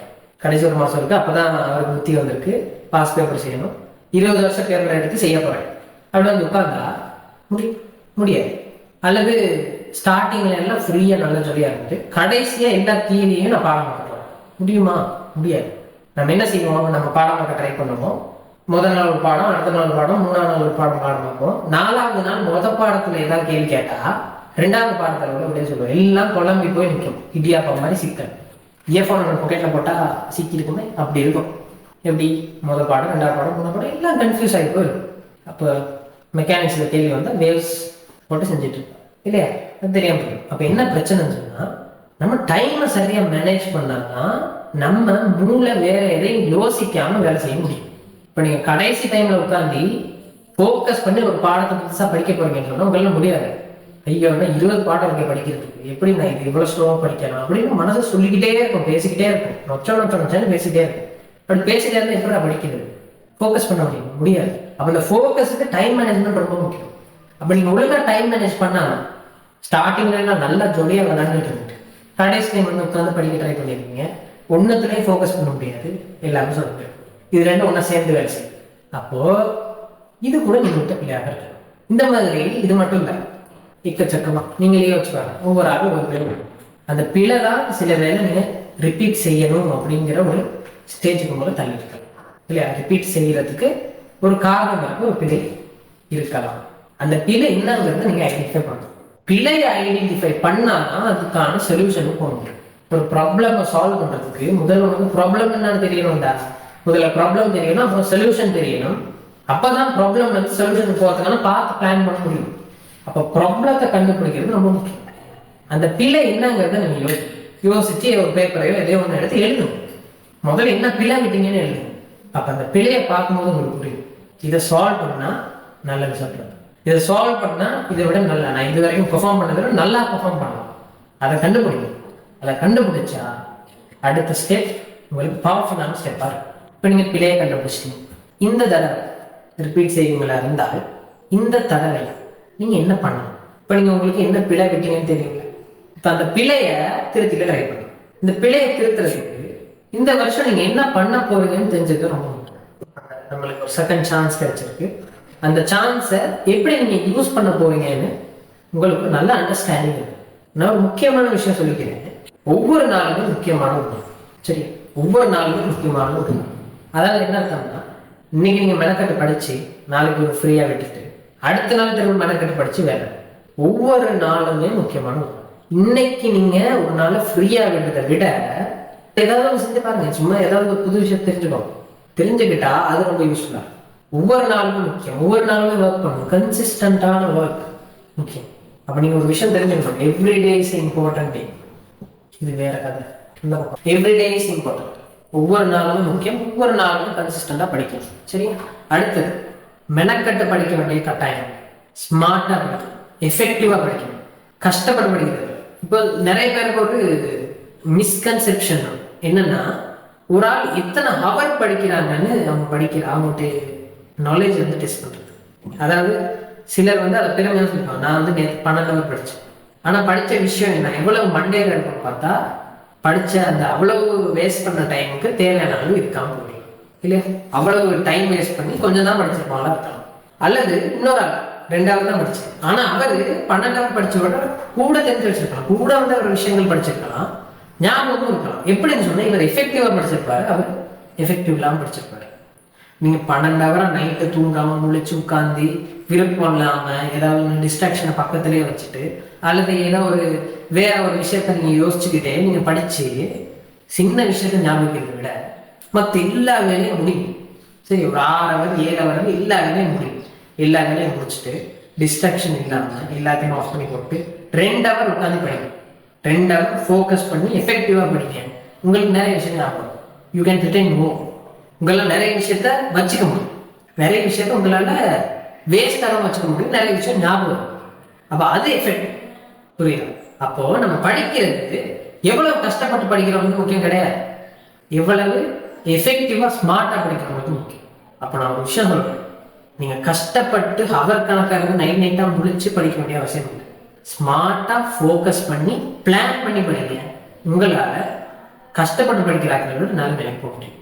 சரி, ஸ்மார்ட்டா பிளான் பண்ணி படிக்கும். அதான் விஷயம். அந்த பிளான் பண்றது எப்படிங்கிறது கரெக்டாக ஸ்மார்ட்டா எஃபெக்டிவா படிக்கும். இருக்க டைம் அழகா யூஸ் பண்ணணும். அழகா பார்ட்டிஷன் பண்ணி படிக்கிறதுக்கு அல்லது யூஸ் பண்ணுறதுக்கு தெரியணும். இது படிக்கிறதுக்கு மட்டும் இல்லை, எல்லா விஷயத்துக்குமே நீங்க அப்ளை பண்ணணும். எந்த வேலை செஞ்சாலும் எஃபெக்டிவா செய்யறதுக்கு இதை அப்ளை பண்ணி பார்க்கணும்.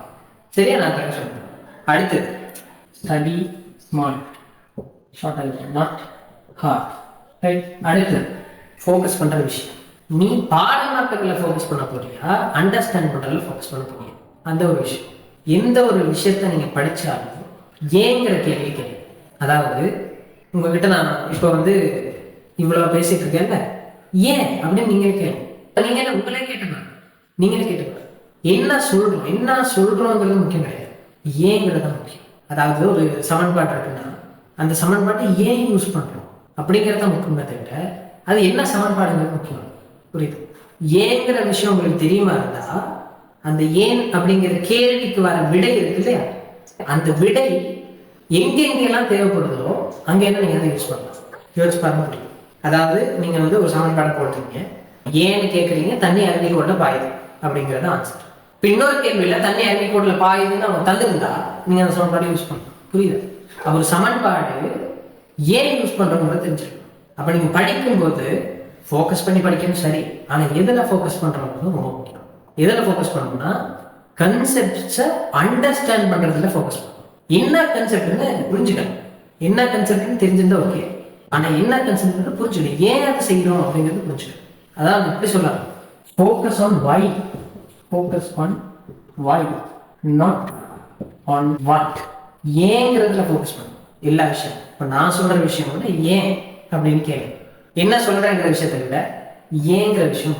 இப்போ நான் ஃபிசிக்ஸில் எஃப் சமன் இம்னு சொல்கிறேன்னா ஏன் எஃப் சமன் இம்னே, ஏன் எஃப்ங்கிறது எம் இன்டூ ஏக்கு சமனாக இருக்குது, வை, ஏங்கிற கேள்வி ரொம்ப முக்கியம். அதில் ஃபோக்கஸ் பண்ணு. அது புரிஞ்சாதான் எஃப் சமன் இம்னே எங்கெல்லாம் யூஸ் பண்ணலாங்கிறது புரியும். கரெக்ட். அப்போது ஏங்கிற கேள்வியில் ஃபோக்கஸ் பண்ணணும். நீங்கள் விஷயங்கள் படிக்கும்போதும் சரி, இல்லை ஏதாவது செய்யும் போதும் சரி, யாராவது சொல்லும் போதும் சரி, ஏன்னு கேள்வி. என்ன சொல்கிறாங்கிறத விட ஏங்கிறது தான் முக்கியம். அடுத்தது உங்களோட எமோஷன்ஸை கண்ட்ரோல் பண்ண தெரிஞ்சுக்கணும். எமோஷன்ஸ் அதாவது இப்போ ஏ லெவல் படிக்கணும்னு சொன்னால் அது நிறைய விஷயங்களை தியாகம் பண்ண வேண்டியிருக்கு. எல்லாரும் ட்ரிப் போவாங்க, நம்ம மட்டும் சில வேலை வீட்டில் இருக்க வேண்டியது. எல்லாரும் படத்துக்கு போவாங்க, புதுசாக படம் வரும், எல்லாரும் பார்ப்பாங்க, ஃப்ரெண்ட்ஸ் எல்லாம் ஃபர்ஸ்ட் டே ஃபர்ஸ்ட் ஷோவில் போய்ட்டு உட்காந்து பார்ப்பாங்க. சில வேலை அதை நம்ம தியாகம் பண்ண வேண்டிய வரும். சில வேலை எல்லாரும் ஹாப்பியாக எல்லாரும் ரிலேட்டிவ் வீட்டுக்கெல்லாம் போய் அப்படி இருக்கலாம், நம்மளுக்கு போக முடியாமல் போகும். நம்ம அன்னைக்கு அடுத்த நாள் இருக்க எக்ஸாமுக்காக படிக்க வேண்டிய வரும். சில விஷயங்கள் நம்மளுக்கு தியாகம் பண்ண வேண்டிய வரும். தியாகம் பண்ணும்போது கவலையாக இருக்கும். பாரு எல்லாரும் ஜாலியாக இருக்காங்க, நம்ம மட்டும் வந்து குப்பையை போட்டுட்டு இருக்கோம் அப்படின்னு தியாகம் பண்ணும்போது கவலையாக இருக்கும். ஆனால் அது பிறகு ஒரு ரிசல்ட்டை தரும், அந்த டைம் சந்தோஷமாக இருக்கும். அதாவது நம்ம எமோஷன்ஸ் இருக்குல்ல, கவலையாக இருக்குது, பயமாக இருக்குது, ஸ்ட்ரெஸ்ஸாக இருக்குது, டிப்ரெஷனாக இருக்குது, ஆங்ஸைட்டி, அது எல்லாத்தையும் நம்மளுக்கு கண்ட்ரோல் பண்ண தெரியும். இது எல்லாமே எதுக்காக பண்ணுறோம், கடைசியாக வரப்போகிற ரிசல்ட்டுக்காக. எல்லாம் நம்ம கஷ்டப்பட்டு கடைசியாக ஒரு 3 வந்துட்டா செலிப்ரேட் பண்ணிக்கிட்டு இருந்தவங்க எல்லாரும் வந்து உங்களை செலிப்ரேட் பண்ணுவாங்க இல்லையா, எல்லாரும் வந்து உங்களை பாராட்டுவாங்க, உங்களை செலிப்ரேட் பண்ணுவாங்க. அப்போது நம்ம கண்ட்ரோல் பண்ணுற எமோஷன்ஸ் நம்மளுக்கு பிறகு டபுள் ட்ரிபிள் மடங்கு கிடைக்கும். அது நம்ம சேடாக ஸ்பெண்ட் பண்ணுறோம் எமோஷனை, பிறகு நம்மளுக்கு கிடைக்கிறது ஹாப்பியாக இருக்கும் இல்லையா. நம்ம சில வேலை தியாகங்கள் செய்ய வேண்டியது. இப்போ மட்டும் இல்லை, நீங்கள் எந்த லெவலுக்கு போனாலும் தியாகங்கள் செஞ்சுருப்பீங்க. ஓ லெவலில் நல்ல ரிசல்ட் ஒன்று வருதுன்னா நீங்கள் தியாகம் பண்ணியிருப்பீங்க, ஸ்காலர்ஷிப்பில் தியாகம் பண்ணியிருப்பீங்க இல்லை. நீங்கள் வச்சு பாருங்க, ஏதாவது ஒன்று விட்டுருப்பீங்க, ஏதாவது ஒரு தியாகம் இருக்கும். நைட் தூங்காமல் படிச்சிருப்பீங்க, இல்லாட்டி எந்த நாளும் தொடர்ச்சியாக ஸ்கூல் போயிருப்பீங்க, ஸ்கூல் கட் போடாமல் இல்லை, கட் பண்ணிட்டு வீட்டில் தூங்கியிருக்கணும், ஆனால் அதை பண்ணாமல் எந்த நாள் நீங்கள் ஸ்கூல் போயிருப்பீங்க. அந்த மாதிரி ஏதாவது ஒன்று தியாகம் பண்ணியிருப்பீங்க. அந்த தியாகம் தான் கடைசியில் உங்களுக்கு அந்த விக்டரிக்கு வழியாக இருந்திருக்கும். அதே மாதிரி இங்கேயும் சில டைம் சில விஷயங்கள் தியாகம் பண்ண வேண்டி வரும். அந்த டைம் நமக்கு கவலையாக இருக்கும். அந்த கவலையை நம்மளுக்கு கண்ட்ரோல் பண்ண தெரியும். அந்த கவலை படுறது எல்லாமே எதுக்காக, நம்ம ஃபைனல் ரிசல்ட்டுக்காக. அப்போ அந்த விஷயத்த நல்லா மைண்டில் வச்சுக்கணும். நம்மளுக்கு கோல் அதுதான். அப்போ அது போகிற வரைக்கும் வர்ற எமோஷன்ஸை நம்ம கண்ட்ரோல் பண்ணி வைக்க தெரிஞ்சிருக்கணும். புரியுது? அதுக்குன்னு நம்ம சந்தோஷப்படாமலே இருக்கணும் அப்படின்லாம் சொல்லலை. நம்ம சந்தோஷப்படலாம், ஆனால் நம்ம வேலையை டிசிப்ளினாக எல்லா வேலையும் செஞ்சு முடிச்சுட்டு அடுத்த வேலையில் சந்தோஷப்படலாம், பிரச்சனை இல்லை. ஆனால் நம்ம வேலையில் நம்ம கவனமாக நம்ம செய்ய வேண்டிய வேலையை முடிச்சுட்டு வேணால் சந்தோஷமாக இருந்தோம், படம் பார்க்குறது, பாட்டு பாடுறது. ஆனால் நம்ம செய்ய வேண்டிய வேலைக்கு நம்ம இம்பார்ட்டன்ஸ் கொடுத்து தான், அதை விட்டுட்டு அதை செஞ்சு வேலை. அப்போ கிடைக்கிற சின்ன ஒரு எமோஷன் பிறகு ரொம்ப கவலையாக நிற்கும். அதனால நம்ம எமோஷன்ஸை அழகாக நம்ம கண்ட்ரோல் பண்ணணும். சரியா? நம்ம டொபமின் நம்மளை வச்சு விளையாடுறதுக்கு விட்டுறக்கூடாது இல்லையா. நீங்கள் ஸ்க்ரோல் பண்ணும்போது உங்களுக்கு டொபமின் கிடைக்கும், அப்போ ஸ்க்ரோல் பண்ணுவீங்க ஹாப்பி, ஸ்க்ரோல் பண்ணுவீங்க ஹாப்பி, லைக் பண்ணுவீங்க ஓகே ஹாப்பி அப்படின்னு. அதுக்கேற்ற மாதிரி தான் ஃபோனையும் அழகாக கலர்ஃபுல்லாக பயங்கர அக்ஷரம் கலர்ஃபுல்லாக இருக்கும், வைப்ரண்ட்டாக இருக்கும், பார்ப்பீங்க ஓகே டொபமின் ஹிட். டொபமின் தான் நம்மளுக்கு சந்தோஷத்தை கொடுக்குற ஹார்மோன் இல்லையா. அப்போ அது வந்து கிடைக்க கிடைக்க சந்தோஷமாக இருக்கும். ஸ்க்ரோல் பண்ணுவீங்க சந்தோஷமாக இருக்கும். அது ஒரு சின்ன ஹாப்பினஸ் தான். நீங்கள் ஒரு 3 போடுங்க, அதில் வர ஹாப்பினஸ் ரொம்ப பெருசு. அங்கெல்லாம் கிடைக்கிற எல்லா டொபமினையும் விட ரொம்ப பெரிய ஒரு பூஸ்ட். அதுக்கப்புறம் எல்லாரும் உங்களை கொண்டாடுறோம், உங்களை பார்த்து எல்லாரும் சந்தோஷப்படுறோம். அதுதாங்க. அப்போ இப்போ நம்ம விடுற தியாகங்கள் எல்லாம், நம்ம செய்கிற தியாகங்கள் எல்லாமே பிறகு டபுள் ட்ரிபிள் மடங்கு ஹாப்பியாக கிடைக்கும். அதனால நம்மளுக்கு வர்ற எமோஷன்ஸை நம்ம கண்ட்ரோல் பண்ணக்கூடாது. நம்ம ப்ரோக்ரஸில் ஃபோக்கஸ் பண்ணணும். நம்ம அடுத்தடுத்து நம்ம 50 கேள்வி எந்தனாலும் செய்கிறோம்னு சொன்னால் அந்த ப்ரோக்ரஸில் ஃபோக்கஸ் பண்ணணும். அதாவது நைட் 8 மணிலேருந்து 10 மணி வரைக்கும் 50 கேள்வி செய்கிறீங்கன்னு வச்சுக்கோங்க. ஒரு நாள் 8 மணிலேருந்து 10 மணி வரைக்கும் வீட்டுக்கு ரிலேட்டிவ்ஸ் வந்துட்டாங்க, போயாகணும். ஆனால் அதை தியாகம் பண்ணிட்டு 8 மணிலேருந்து 10 மணி வரைக்கும் அந்த ப்ரோக்ரஸ்க்காக செலவு பண்ணுறீங்களா இருந்தால் அது உண்மையிலே உங்களுக்கு பிறகு ரொம்ப ஹெல்ப்ஃபுல்லாக இருக்கும். பிறகு வந்து அது உங்களுக்கு பெரிய ஒரு வெற்றியை தேடித்தரும். அப்போ நீங்கள் வந்து செய்கிற ப்ரோக்ரஸில் ஃபோக்கஸ் பண்ணணும். சரி, எமோஷன்ஸை கண்ட்ரோல் பண்ணணும். அப்போ அது நீங்கள் செய்ய வேண்டிய ஒரு முக்கியமான வேலை. அடுத்தது நீங்கள் இப்போ வேற யாரோடையும் கம்பேர் பண்ணி கம்பீட் பண்ணல. வேற யாரோடையும் போட்டி போட்டுட்டு இன்னொரு ஆள் வந்து என்னை விட நல்லா செய்யறான், அவனை விட நல்லா செய்யணும்னு அவங்களோட கம்பீட் பண்ணிட்டு இல்லை. நீங்க யாரோட கம்பீட் பண்றீங்கன்னா உங்களோட பாஸ்டோட. நீங்க வந்து ஆல்ரெடி எக்ஸாம் பேப்பர் செஞ்சு அதை விட நல்ல பெட்டரான ஒரு ரிசல்ட் வரணும்னு தான் நீங்க எதிர்பார்க்க செய்வீங்க. இப்படி ஒரு மைண்ட் செட் இல்லாமல் வந்துருக்க மாட்டீங்க இல்லையா? அங்க வந்தது போதும், எனக்கு திருப்ப செய்ய வேண்டிய அவசியம் இல்லைன்னா நீங்க வந்திருக்கவே மாட்டீங்க. இந்த வீடியோ மேலே நீங்க பார்த்துட்டே இருக்க மாட்டீங்க. நீங்க உங்களோட பாஸ்டோட தான் கம்பீட் பண்றீங்கிறத தெரிஞ்சுக்கோ.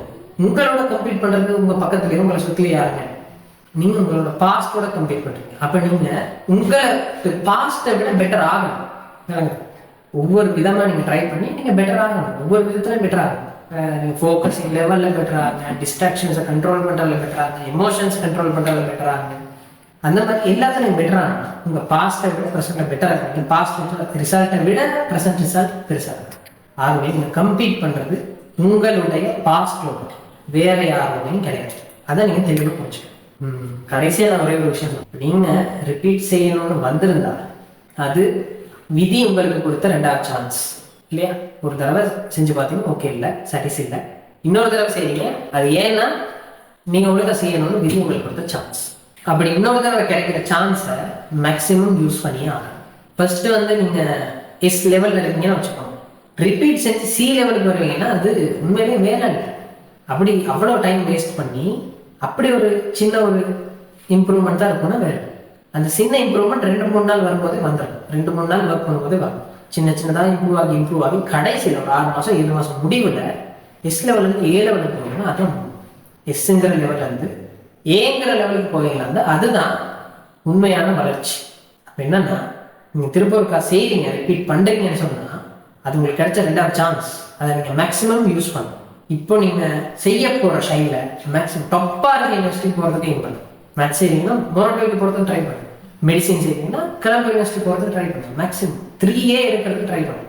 அதை விட்டு சும்மா ஒரு எஸ் பாஸ் எடுக்கிறதுக்கோ சி பாஸ் எடுக்கிறதுக்கோ ரிப்பீட் செஞ்சு வேலை இல்லைன்னு தான் நான் சொல்லுவேன். அப்போ நீங்கள் செய்யறது டாப்பாக போகிறதுக்கு ட்ரை பண்ணுங்க. இப்போ நம்ம 2026 ப்ராப்பர் பேட்ச் ஆகிறதுக்கு நான் பேசுவோம். இப்போ நீங்கள் வந்து எக்ஸாம் எழுத போகிறீங்க இன்னொரு 8 மாதத்தில். அதாவது ஃப்ரெஷ்ஷானா உங்களுக்கு ஒரு அட்வான்டேஜ் இருக்குது. என்ன தெரியுமா? இப்போ நீங்கள் இவ்வளவு நாளும் படிச்சுட்டு வந்தீங்க இல்லையா? அதை படிச்சுட்டு வந்த ஃபண்டமெண்டல்ஸை, படிச்சிருக்க பிரின்சிபல்ஸையும் அப்ளை பண்ணி கேள்விகள் செய்கிறதுக்கு உங்களுக்கு டைம் இருக்குது இல்லையா? இன்னொரு 8 மாதங்கிறது ஒரு பெரிய டைம். இப்போ நீங்கள் என்னென்னா இந்த டைமில் பாஸ் பேப்பர்ஸ்லாம் எடுத்து ட்ரை பண்ண வேண்டிய டைம். ஒரு கடைசி 6 மாதம் வரும்போதுலாம் நீங்கள் பாஸ் பேப்பர்ஸோட ஒர்க் பண்ண தொடங்கிடும். கடைசி 3 மாதத்துக்கெல்லாம் போகும்போது நீங்களும் பாஸ் பேப்பரை மட்டும்தான். சரி, அதுதான் உங்களுக்கு ஃப்ரெண்டு, கேர்ள் ஃப்ரெண்ட் பாய் ஃப்ரெண்ட் ஏதோ. அப்போ அந்த அளவுக்கு நெருக்கமாக பாஸ் பேப்பர்ஸோட நீங்கள் ஒன்றாக பிணைந்து விடுவீர்கள். அதாவது உங்களுக்கு இப்போதைக்கு உங்களோட கன்செப்ட்ஸை ஃபண்டமெண்டலை வந்து சரியாக போட்டுக்கிறதுக்கு, அதாவது எப்படி சொல்கிறது, சரியாக விளங்கி படிச்சுக்கிறதுக்கு உங்களுக்கு இன்னும் கொஞ்சம் டைம் இருக்குது. சரி, கொஞ்சம் இருக்குது. அப்போ அந்த டைமில் நீங்கள் மேக்ஸிமம் யூஸை வந்து எடுக்கணும். அதே மாதிரி நீங்கள் பேசிக்ஸுக்கு ரொம்ப முக்கியத்துவம் கொடுக்கணும். அதாவது பாஸ் பேப்பர் கேள்விங்கிறது பேசிக்கான அண்டர்ஸ்டாண்டிங்கை உங்கள்கிட்ட வந்து எதிர்பார்க்குற மாதிரி தான் இருக்கும். பேசிக்கான அண்டர்ஸ்டாண்டிங் இருந்தால் தான் செய்யணும்.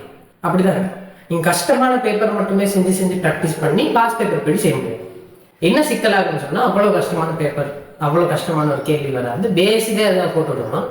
கஷ்டமான கேள்வி செஞ்சு பழகணும், பேசிக்கான கேள்வியில் விட்டுருணும். அப்போ என்ன சிக்கல்னு சொன்னால், ஃபண்டமெண்டல் சரியாக விழுந்தா கஷ்டமான கேள்வி கூட யோசிச்சு செய்யலாம். ஆனால் கஷ்டமான கேள்விக்கு மட்டுமே ப்ராக்டிஸ் பண்ணிட்டு போனால் ஃபண்டமெண்டலில் பேசிக்காக வர கேள்விகள் செய்ய முடியாமல் போயிடும். அதனால நீங்கள் என்ன பண்ணணும்னு சொன்னால், பேசிக்கான விஷயங்களுக்கு ரொம்ப முக்கியத்துவம் கொடுத்து படிக்கணும். அதாவது தியரிக்கும் கன்செப்டுக்கும் முக்கியத்துவம் கொடுக்கணும். அதாவது தியரியும் கன்செப்ட் நல்லா விளங்கி வச்சுட்டு அதுக்கப்புறம் கேள்விகளை செய்யறதுக்கு ட்ரை பண்ண போகணும். அதே மாதிரி ப்ராப்பராக விளங்கணும். அதை எப்படி சொல்லலாம்னு சொன்னால், இப்போ நீங்கள் படிக்கிறீங்க, ஆனால் படித்து ஒரு பாஸ் எடுத்தால் போதும் அல்லது ஒரு எஸ் எடுத்தால் போதும் அப்படிங்கிற லெவலுக்கு படிச்சு வேறு. நீங்கள் படிக்கிறீங்க, அதை ப்ராப்பராக படிக்கணும். ஏன்னா அவங்களுக்கு ஒரு சான்ஸ் கிடைச்சிருக்கு, ஒரு எக்ஸ்ட்ராவான ஒரு சான்ஸ் கிடைச்சிருக்கு. அதனால அவங்க ரிப்பீட் பேட்ச் ஆட்கள் வந்து திருப்பகம் செய்கிறாங்க. ஆனால் நீங்கள் இருக்க சான்ஸை மிஸ் பண்ணிடுறாங்க. ஃபர்ஸ்ட் சான்ஸ்லேயே போனால் நல்லா இருக்கு, ஒரு 6 மாதம் சேவ் ஆகணும். அப்போ நீங்கள் வெள்ளனை யூனிவர்சிட்டிலேருந்து வெளியே வந்துடும். 1 வருஷம் முன்னுக்கு அவுட் ஆகலாம். அவர் 1 வருஷம் முன்னுக்கு அவுட் ஆனால் 1 வருஷம் முன்னுக்கு வேலைக்கு போனால் 1 வருஷம் முன்னுக்கு எல்லாம் சம்பாதிக்கணும் இல்லையா? அப்போ 1 வருஷங்கிறது ஒரு பெரிய டைம். அந்த 1 வருஷத்தை சேவ் பண்ணிக்க பாருங்க. இப்போ நீங்கள் படிக்கிறது ப்ராப்பராக படிக்கணும். சும்மா வந்து ஏன்னா தானு பாஸ் ஆகிறதுக்கும் இல்லை ஒரு எஸ் எடுக்கிறது ஒரு சி எடுக்கிறதுக்கு படிக்காம படிக்கிறத உருப்படியா படிடா, ஏ எடு பி எடு, உருப்படியா படிங்க. ஏ எடுக்கிறது படி. நீங்க காமனா இருக்கிற ப்ராப்ளம்ஸ் கொஞ்சம் இருக்கு. ஒண்ணு என்னன்னு சொன்னா ஓவர் கான்ஃபிடன்ஸ். ஏன்னா நீங்க இன்னும் ஒரு ஃபைனல் பேப்பரையோ இல்லை ப்ராப்பரான ஒரு ரிசல்ட் ஸ்கோர் அது இதை தரக்கூடிய ஒரு பேப்பரையோ நீங்கள் இன்னும் எழுதி பார்க்கலாம். நீங்கள் மொரட்டோ எக்ஸாம் எழுதுனீங்கன்னா அதில் அந்த மாதிரி ஒரு ரிசல்ட் வரும், மற்றபடி உங்களுக்கு தெரியாது. அப்போ நீங்கள் என்ன நினச்சிப்பீங்கன்னு சொன்னால், ஒரு விஷயம் உங்களுக்கு அவ்வளோ பெருசாக அண்டர்ஸ்டாண்டிங் இல்லாட்டியும் சின்ன அளவு தான் தெரியுதுன்னு வச்சுக்கோங்களேன். அந்த சிறிய அளவை மட்டும் வச்சுட்டு ஓகே எனக்கு எல்லாமே தெரியும், எனக்கு வந்து இந்த கான்செப்ட் வந்து கிளியராக விளங்கிச்சு, இதில் என்ன கேள்வி வந்தாலும் தெரியும், எதை வேணாலும் என்னால் செய்ய முடியும், இந்த கேள்வி இந்த தேரியை வச்சு நான் எதை வேணாலும் செஞ்சிருவேன் அப்படின்னு ஒரு கான்ஃபிடன்ஸ் வரும். கான்ஃபிடன்ஸ் இருக்கணும், ஆனால் ஓவர் கான்ஃபிடன்ஸ் பிரச்சனை இல்லை. சரியா? அது இல்லை, ஓவர் கான்ஃபிடன்ஸ் ஒரு பிரச்சனை. அதாவது நீங்க இன்னும் நிறைய பேப்பர் செஞ்சு ப்ராக்டிஸ் பண்ணலாம், இன்னும் நிறைய கேள்விகள் செஞ்சு ப்ராக்டிஸ் பண்ணலாம். அப்போ ஒரு தியரியில இருந்து என்னென்ன மாதிரி எல்லாம் கேள்வி கேட்கலாம்னு உங்களுக்கு இன்னொரு ஐடியா இல்லை. அப்ப என்ன நடக்கும்? நீங்க ஒரு சின்ன விஷயம் படிச்சிருந்தா ஓகே இதை வச்சு இப்படி மட்டும் தான் கேள்வி கேட்கலாம் அப்படின்னு உங்க கையில இருக்குள்ள உதாரண கேள்விகள் அது மட்டும் தான் உங்கள்கிட்ட இருக்க கேள்வி. உங்களுக்கு அது வந்தா சேர்த்துங்க. ஆனா நீங்க என்ன நினைப்பீங்க? ஓகே இது எல்லாமே எனக்கு செய்ய தெரியுது, ஆகவே என்ன கேள்வி வந்தாலும் நான் செய்யறேன் அப்படின்னு அப்படியே வச்சுட்டு இருக்கோம்.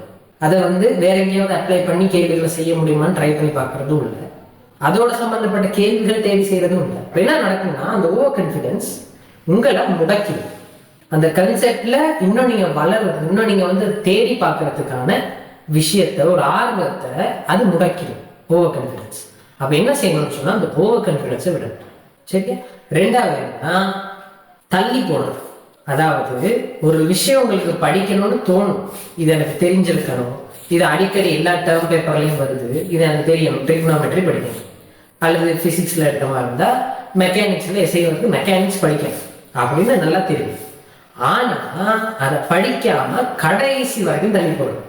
கடைசி ஆகஸ்டுக்கு முன்னுக்கு என்னமா சொல்றேன், ஜூன் ஜூலைல படிக்கிறதுக்கு பிளான் பண்ணி இதுக்கு ஜூன் ஜூலைல நான் பாடமாக்கி இதை செஞ்சிடலாம் அப்படின்னு கடைசி வரைக்கும் தள்ளி போடுறது. செய்யணும் யோசிச்சுட்டே இருக்குது, ஆனா சோம்பேறித்தனத்தானே எடுக்கிறாரு பாக்குறது. அப்படி கடைசி வரைக்கும் தள்ளி போட்ட என்ன நடக்கும்னா மெக்கானிக்ஸ்ல அதை விட பெரிய பெரிய பாடம்லாம் பிசிக்ஸ்ல இருக்கு, அதெல்லாம் சேர்த்து உங்களை தள்ளி வச்சு. நம்மளுக்கு ஒரு விஷயம் செய்யணும்னு தோணுன்னா அப்பவே செய்யணும், சோம்பேறித்தனம் பண்ணக்கூடாது. சரியா? டிலே பண்ணக்கூடாது. இப்போ ஒரு விஷயம் நம்மளுக்கு தேவைன்னு தோணுனா அப்பயே படிக்கணும். ஒரு விஷயம் ஒரு தாக்கு வித தொடரோ ஏதோ ஒரு தொடர் இல்லாட்டி ஒரு ஆர்கானிக்ல இருக்க அமில வலிமை வரிசையோ ஏதோ உங்களுக்கு தெரியல, அந்த வரிசையை உங்களுக்கு ஞாபகம் இருக்கணும், பாடமாக்கணும்னு சொன்னா இப்பயே பாடமாக்கணும். அது விளங்கி என்ன நடக்குதுன்னு விளங்கி இப்பயே பாடமாக்கணும். ஏன்னா கடைசி டைம் 3 பாடத்தையும் படிக்கணும், 3 பாடத்துக்கும் டைம் பத்தாம போகும். பாஸ் பேப்பர் செய்யணும், மாடல் பேப்பர் செஞ்சு பார்க்கணும், கேள்விகள் ட்ரை பண்ணணும், தியரி எல்லாம் தொகுத்து எடுக்கணும், எல்லாத்துக்கும் டைம் பத்தாம போகும். அப்ப என்ன சிக்கலாகும் சொல்லலாம், ஒண்ணுலையுமே நம்மளால ஃபோக்கஸ் பண்ணி செய்ய முடியாம போயிடும், ஒண்ணுமே நம்மளுக்கு ஒரு ப்ராப்ளம். அப்ப என்னன்னா நம்மளுக்கு டைம் இருக்கும் போதே அதை யூஸ் பண்ணணும். டைம் அழகா மேனேஜ் பண்ணி பிளான் பண்ணி இத்தனை நாளைக்குள்ள நான் இந்த பாடத்தை ஃபுல்லாக ரிவைஸ் பண்ண போறேன், இத்தனை நாளைக்குள்ள நான் இதில் ஷார்ட் நோட்ஸ் எடுத்து இல்லை தேவையான சமன்பாடெல்லாம் தொகுத்து எடுத்து இந்த பாடத்துல நிறைய கேள்வி வருது, அந்த கேள்வியெல்லாம் செஞ்சு பார்க்க போறேன், அந்த கேள்விகளுக்கான மெத்தட்ஸை வந்து இலாபரேஷன் மாதிரி ஃபுல்லா ஒரு பேப்பர்ல எழுதி வைக்க போறேன். அந்த மாதிரி ஏதாவது அந்த கேள்விகளை அந்த பாடத்தை கிளாரிஃபை பண்றதுக்கு உங்களால என்ன பண்ண முடியுமோ இப்ப எல்லாருமே செய்யும். கடைசி டைம் செய்ய போனா இது ஒண்ணுமே செய்யறதுக்கு டைம் பத்தாது. பாஸ் பேப்பர் செய்யறது ஸ்கீமை பார்த்து திருத்துறது, பாஸ் பேப்பர் செய்யறது ஸ்கீமை பார்த்து திருத்துறது, அதே தான் உங்களுக்கு ஒரு லூப் மாதிரி என்னன்னாலும் செஞ்சுட்டு இருக்க வேண்டிய வரும். அப்ப அந்த டைம்ல போயிட்டு இதெல்லாம் செய்ய போனீங்கன்னா பாஸ் பேப்பர் செய்யற வேலை இல்லாமல். பாஸ் பேப்பர் செய்யறது ஒரு முக்கியமான வேலை, சரியா? அதனால அதை ஸ்கிப் பண்ண முடியாது, இதெல்லாம் ஸ்கிப் பண்ணிட்டு அதை செய்ய வேண்டிய வரும். அப்ப இருக்க டைமை சரியா யூட்டிலைஸ் பண்ணா இதையும் செய்யலாம் அதையும் செய்யலாம், விளங்குதா? அப்போ இருக்க டைம் உங்களுக்கு தாராளமான டைம் இருக்குல்ல, அந்த டைமை அழகான பிளான்ல நீங்க கொண்டு போனீங்கன்னா உங்களுக்கு பெட்டரான ஒரு பஷை ஒன்று நீங்க எதிர்பார்க்க முடியும். புரியுதா? அப்போ ஓவர் கான்ஃபிடன்ஸ் ஒரு விஷயம். ரெண்டாவது தள்ளி போடுறது, டிலே, அது அடுத்த ஒரு பிரச்சனை. நோட்ஸ்ல மட்டுமே தங்கியிருக்கு. அதான் என்ன சொல்ல வரேன்னு சொன்னா, இப்போ மெக்கானிக்ஸ்ல நீங்க வந்து தாக்கம் மறுதாக்கம் பத்தியெல்லாம் படிக்கிறீங்கன்னு வைக்கிறேன். அப்ப அந்த தாக்கம் மறுதாக்கம் பத்தியெல்லாம் கிளியரா நோட்ஸ் இருக்கும், உதாரணங்கள் இருக்கும், கேள்விகள் செஞ்சு பார்த்துருப்பீங்க. பழைய நடந்து போறான், கீரை பிடிச்சிருக்கான், என்னென்னமோ கேள்விகள் செஞ்சுருப்பீங்க. ஆனா அந்த கேள்விகளையும் நோட்ஸையும் கொப்பில மட்டும் வச்சுட்டு அப்படியே இருந்து அதை பார்த்து படிக்கிறதுக்கு நீங்க பிளான் பண்ணி இருக்கீங்கன்னா சரி வராது. நீங்க பிசிக்ஸை ரியல் லைஃப்ல பார்க்கணும். புரியுதா? நீங்க ஃபேன் சுற்றுதா, ஃபேன் எப்படி சுற்றுது, மோட்டர் எப்படி வேலை செய்யுது தெரிஞ்சிருக்கணும். பாட்டு கேட்குதா, பாட்டு எப்படி கேட்குது, எப்படி ஸ்பீக்கர் வேலை செய்யுது தெரிஞ்சிருக்கும். எதை பத்தி வேணாலும் தேடலாம், எதை பத்தி வேணாலும் தேடி பார்த்து எப்படி அது வேலை செய்யுது. நம்மளுக்கு இருக்க சிலபஸ் படி நம்ம அன்றாட வாழ்க்கையில யூஸ் பண்ற எல்லா சாமானுமே நம்ம பிசிக்ஸ்ல பேசிக்கா நம்ம கிரேட் 11, 12, 13 அதுல படிக்கிற பேசிக்கான கான்செப்ட்ஸை வச்சு நம்மளால எக்ஸ்பிளைன் பண்ணக்கூடிய விஷயங்கள் தான். ஏசியா இருக்கட்டும், ஃபேனா இருக்கட்டும், வேற என்ன ஹீட்டரா இருக்கட்டும், மோட்டரா இருக்கட்டும், டைனமோ, எல்லாமே பேசிக்கான இப்ப நம்ம 12th 13th படிக்கிற கான்செப்ட்ஸை வச்சு விளங்கப்படுத்தக்கூடிய விஷயம். அப்ப நீங்க நோட்ஸ்ல மட்டும் எல்லாத்தையும் வச்சுட்டு அதை பாடமாக்கி பேப்பர்ல போயிட்டு ஒப்பு வச்சுக்கிட்டு அப்படி இருந்தீங்கன்னா வேலை. நீங்க பிசிக்ஸை சரி இல்லை நீங்க படிக்கிற எந்த பாடம் இருந்தாலும் சரி அதை ரியல் லைஃப்ல அப்ளை பண்ணி பாரு. அப்ளை பண்ணி அல்லது ரியல் லைஃப்ல எங்க இருக்குன்னு பாரு. இங்க இருக்குன்னு பார்த்தீங்கன்னா உங்களுக்கு பிசிக்ஸ் படிக்கிறதே ஆசையா இருக்கு. இப்போ இந்த ஜன்னலை திறந்தா காத்து வருது, எப்படி காத்து வெளியே இருந்து உள்ளுக்கு வருது அப்படின்னு கேட்டா அது ஒரு பிசிக்ஸ் தான். அதை தெரிஞ்சுக்கும் போது உங்களுக்கு ஆர்வம் வரும். ஆனா தெரிஞ்சுக்கும் போது நீங்க படிச்சீங்க இல்லையா, கோரான கன்செப்ட்ஸ், பர்னோலியின் தேற்றமா இருக்கட்டும், அமுக்க வித்தியாசங்களா இருக்கட்டும், அது எல்லாமே இன்னும் கிளியர் ஆகும். புரியுதா? அப்ப எக்ஸாம்ல ஒரு கேள்வி வந்தா அவன் அப்படித்தானே சொல்லுவான். ஒரு கதை ஒன்று சொல்லி ஒருத்தர் இருந்தாராம், அவருக்கு வீட்டுக்குள்ள இருந்தாராம், அவங்களுக்கு ஃபேன் போடலையா, நல்லா இருந்தாலும் அவங்களுக்கு காற்று வந்துச்சா, இப்படி வந்துச்சான், அப்படித்தானே ஒரு கதை மாதிரி தான் கேட்க போறோம். அப்படி நிறைய குளிரான பகுதியில இருக்க ஒருத்தர் வெளியில ரூமுக்குள்ள வரான், கண்ணாடியில புகை படியுமா படியாது, படிப்படியும் தானே அந்த நீராவி அது படியுமா படியும், இந்த மாதிரி தானே கேள்வி வருது ரியல் லைஃபோட சம்மந்தப்பட்டது. அப்ப நீங்க ரியல் லைஃப்ல இந்த பிசிக்ஸ் இருக்குன்னு பாருங்க, அல்லது எங்க இருக்குன்னு தேடணும், அல்லது தேவையில்லாம தேவையில்ல சுத்தி பார்க்கணும், எல்லாத்துலயும் பிசிக்ஸ் இருக்கும். இந்த படம் அப்படி மேல தொங்குதுன்னா என்ன அர்த்தம்? அந்த ஆணியில தாக்கம் இருக்கு, கீழே நிறைய இருக்கு, அது ஆணியில இருந்த மாதிரி தாக்கம் இருக்கு, அதை பிடிச்சிட்டு இருக்க. அப்படி பாருங்க, எல்லாத்தையும் பாருங்க இல்லையா? அப்போ நோட்ஸ்ல டிபெண்ட் பண்ணியிருக்காங்க. படிக்கிற கான்செப்ட்ஸை எப்படி ரியல் லைஃப்ல பாக்குறதுக்கும் எப்படி அப்ளை பண்றதுன்னு பாருங்க. உங்களோட மைண்ட் செட் எப்படி இருக்கணும்னு சொன்னா ஆர்வமான ஆக்கலா இருக்கு, சரியா? டிக்யூஎஸ் நான் அந்த பிரச்சனை எழுதுறேன், என்னது டிபெண்டிங் ஆன் நோட்ஸ். இது எல்லாமே உங்க ப்ராப்ளம்ஸ், சரியா? இப்படி நம்ம பொதுவாக பார்க்குற ப்ராப்ளம்ஸ் இது இல்லாமல் வேற கூட இருக்கலாம். அது என்னங்கிறத ஐடென்டிஃபை பண்ணி அதை தீர்த்துக்கலாம். இப்போ நீங்க உங்களோட மைண்ட் செட் எப்படி இருக்குன்னு சொன்னா ஒன்றாவது ரொம்ப முக்கியம், கியூரியஸா ஆர்வமா. அதாவது ஏதாவது ஒரு விஷயத்த பார்க்குறீங்கன்னா அது எப்படி வேலை செய்யுது, அல்லது அது எப்படி நம்ம பார்க்குற மாதிரி இருக்கு. இப்போ அது நீல கலரா இருக்குன்னா அது எப்படி நீளமா இருக்கு, ஏன் நம்ம கண்ணது நீங்களும் பார்க்குது, அப்படி எல்லாத்தையும் யோசிங்க. எல்லாத்துக்கும் காரணம் இருக்கு, காரணம் இல்லாம இல்லை. அது பிசிக்ஸ் படி யோசிக்கலாம், கெமிஸ்ட்ரி படி யோசிக்கலாம் இல்லையா? ஒரு பக்கம் பார்த்தா நம்ம எல்லாமே பிசிக்ஸ் தான் பேசுவோம், ஆனா கெமிஸ்ட்ரி டீச்சர் எல்லாமே கெமிஸ்ட்ரி தான் பேசுவார். நம்ம உயிர் வாழ்றது எல்லாமே கெமிஸ்ட்ரியால பேசுவார், நம்ம எல்லாமே பிசிக்ஸால பேசுவோம். என்ன அர்த்தம்? எல்லாமே சேர்ந்துதான் இருக்கு. அப்ப நீங்க எந்த விஷயத்த பார்த்தாலும் என்ன நடக்குதுன்னு யோசிங்க. ஏன் வைங்கிற கன்செப்ட் நான் முதல்ல சொல்லும்போது சொன்னேன். வை அந்த கேள்வியை கேட்கறதுக்கு ரொம்ப ஆக்டிவா இருக்கு, சரி? ரொம்ப ஆர்வமான ஆக்கலாம். எல்லாத்துலேயுமே ஏன்னு ஒரு ஆர்வத்தோட வச்சுக்கணும். அதாவது ரெண்டு விஷயம், ஒன்று கியூரியஸா இருக்கணும், அடுத்தது ஆஸ்க் கொஸ்டின்ஸ். கேள்வி கேட்க தயங்க வேண்டாம், யாரா இருந்தாலும் சரி கேள்வி கேளுங்க. கேள்விக்கான பதில தான் உங்களுக்கு தேவையான பாதை கிடைக்கும், வழி கிடைக்கும். அதனால கேள்வி கேட்க தயங்க, சரியா? அதே மாதிரி எந்த விஷயத்த படிச்சாலும் அங்கேயே சொன்னாதான், எந்த விஷயத்த படிச்சாலும் சும்மா கண்மூடித்தனமா மெமரைஸ் பண்ணாம அண்டர்ஸ்டாண்ட் பண்ணணும், புரிதல் வேணும். சின்ன விஷயமா இருந்தாலும் சரி, ஒரு 2 4 பாடமாக்கணும் சரி, புரிஞ்சு பாடமாக்கணும். புரியுதா? அண்டர்ஸ்டாண்டிங் ரொம்ப முக்கியம். எந்த கன்செப்ட் சின்ன ஒரு கன்செப்டா இருந்தாலும் புரிதல் முக்கியம். அப்போ புரிஞ்சு படிங்க. முக்கியமா ஒரு விஷயம் சொல்லி நான் முடிக்கிறேன். 26 பேட்சுக்கு இந்த எக்ஸாம் உங்களுக்கு ஃபியூச்சரை தீர்மானிக்க போற எக்ஸாம். அதாவது நீங்க பெரிய ஆளாக என்ன வேலை செய்வீங்க, நீங்க பெரிய ஆளாக எவ்வளவு சம்பாதிப்பீங்க, பெரிய ஆளாக எப்படிப்பட்ட ஒரு ஸ்டேட்டஸ்ல இருப்பீங்க, எல்லா விஷயத்தையும் தீர்மானிக்க போறது இந்த எக்ஸாம். இந்த எக்ஸாம் நல்லா பெர்ஃபார்ம் பண்ணா யூனிவர்சிட்டி போனா நல்லா படிக்கலாம், நல்ல கிளாஸ் எல்லாம் எடுத்தா பிஹெச்டி அது இதெல்லாம் செஞ்சு நல்ல பெரிய ஒரு லெவல்ல இருக்கலாம். மாசத்துக்கு 15 லட்சம் 20 லட்சம் சம்பாதிக்கலாம் ஸ்ரீலங்காலே. இதே நம்ம வெளிநாடா கேட்க போனா மாசத்துக்கு 50 லட்சம் 60 லட்சம் 1 கோடி அப்படி கூட சம்பாதிக்கலாம். நார்மலா எம்ப்ளாயியா இருக்க சரியா, அப்படி ஒரு நல்ல ஸ்டேட்டஸ்ல இருந்தா அவனை என்ன சொல்ல பாருன்னு சொன்னா, இந்த எக்ஸாம் உங்க லைஃபை புரட்டி போடக்கூடிய ஒரு எக்ஸாம், ரைட்டா? இவ்வளவு காலமா நீங்க மேபி கஷ்டப்பட்டுட்டு இருந்திருக்கலாம், காசே இல்லாம இருந்திருக்கலாம். நீங்க இந்த எக்ஸாமை நல்லா பாஸ் பண்ணணும், ஸ்காலர்ஷிப் தருவாங்க, நிறைய ஃபண்ட் ஹெல்ப் பண்றதுக்கெல்லாம் நிறைய பேர் இருக்காங்க. கஷ்டமான ஆட்களுக்கெல்லாம் ஸ்காலர்ஷிப், மகாபோலன்னு ஒரு ஸ்காலர்ஷிப் இருக்கா தருவாங்க, பர்சரி ஸ்காலர்ஷிப் கிடைக்கும். அந்த மாதிரி நிறைய ஸ்காலர்ஷிப்ஸ் எல்லாம் இருக்கு இல்லையா? அதே மாதிரி பிரைவேட் ஆர்கனைசேஷன்ஸ் கூட ஸ்காலர்ஷிப்ஸ் தருவாங்க. காசு ஒரு தரையாக இருக்காது. இந்த எக்ஸாம் நல்லா செஞ்சா உங்களோட திறமையை வெளிக்காட்டினா உங்களை வளர்த்து விடுறது நிறைய கம்பெனிஸ், நிறைய பிரைவேட்டான ஏஜென்சிஸ், கவர்மெண்டாக கொடுப்பாங்க, சரியா? மெரிட்டெல்லாம் எடுத்தால் மாப்பிள்ளை ஃப்ரீ. மெரிட் ரேங்க் எடுத்தால் எல்லாருக்குமே மாப்பிள்ளை கிடைக்கும். எல்லா மெரிட் ரேங்கர்ஸுக்கும் மாப்பிள்ளை கிடைக்கும். மாப்பிள்ளைன்னு சொன்னால் மாதம் 7,000 முடிவு பண்ணுவாங்க. 7,000 பெரிய காசு தானே. அப்போ என்ன சொல்ல வரேன்னு சொன்னால், இந்த எக்ஸாம் உங்கள் லைஃபே புரட்டி போடக்கூடிய ஒரு எக்ஸாம். அதனால இந்த எக்ஸாமுக்கு முக்கியத்துவம் கொடுத்து டைமை வேஸ்ட் பண்ணாமல் படிக்கும். சரியா? நீங்கள் இப்போ எடுக்கிற ஒவ்வொரு முடிவுகளும் தான் உங்கள் ஃபியூச்சரை தீர்மானிக்க போகும். இப்போ நீங்கள் எடுக்கிற ஒவ்வொரு முடிவுகளும் உங்கள் ஃபியூச்சரை தீர்மானிக்கும். அதனால எடுக்கிற முடிவுகளை சரியா எடுங்க. படம் பார்க்கணுமா படிக்கணுமான்னு கேட்டால் எடுக்கிற முடிவு என்ன பார்க்கணும், படிக்கணும். தீபாவளி பட்டாசு போடணுமா படிக்கணுமான்னு கேட்டால் படிங்க, பரவாயில்ல. ஒரு நாள் போகும், சரி சந்தோஷமா இருக்க முடியாது, ஓகே படிங்க, பிரச்சனை இல்லை. ஆனால் பிறகு நீங்கள் வின் பண்ணுறத பட்டாசு போட்டு கொண்டாடணும். இப்போ எடுக்கிற ஒவ்வொரு முடிவும் உங்கள் ஃபியூச்சரை தீர்மானிக்கும்.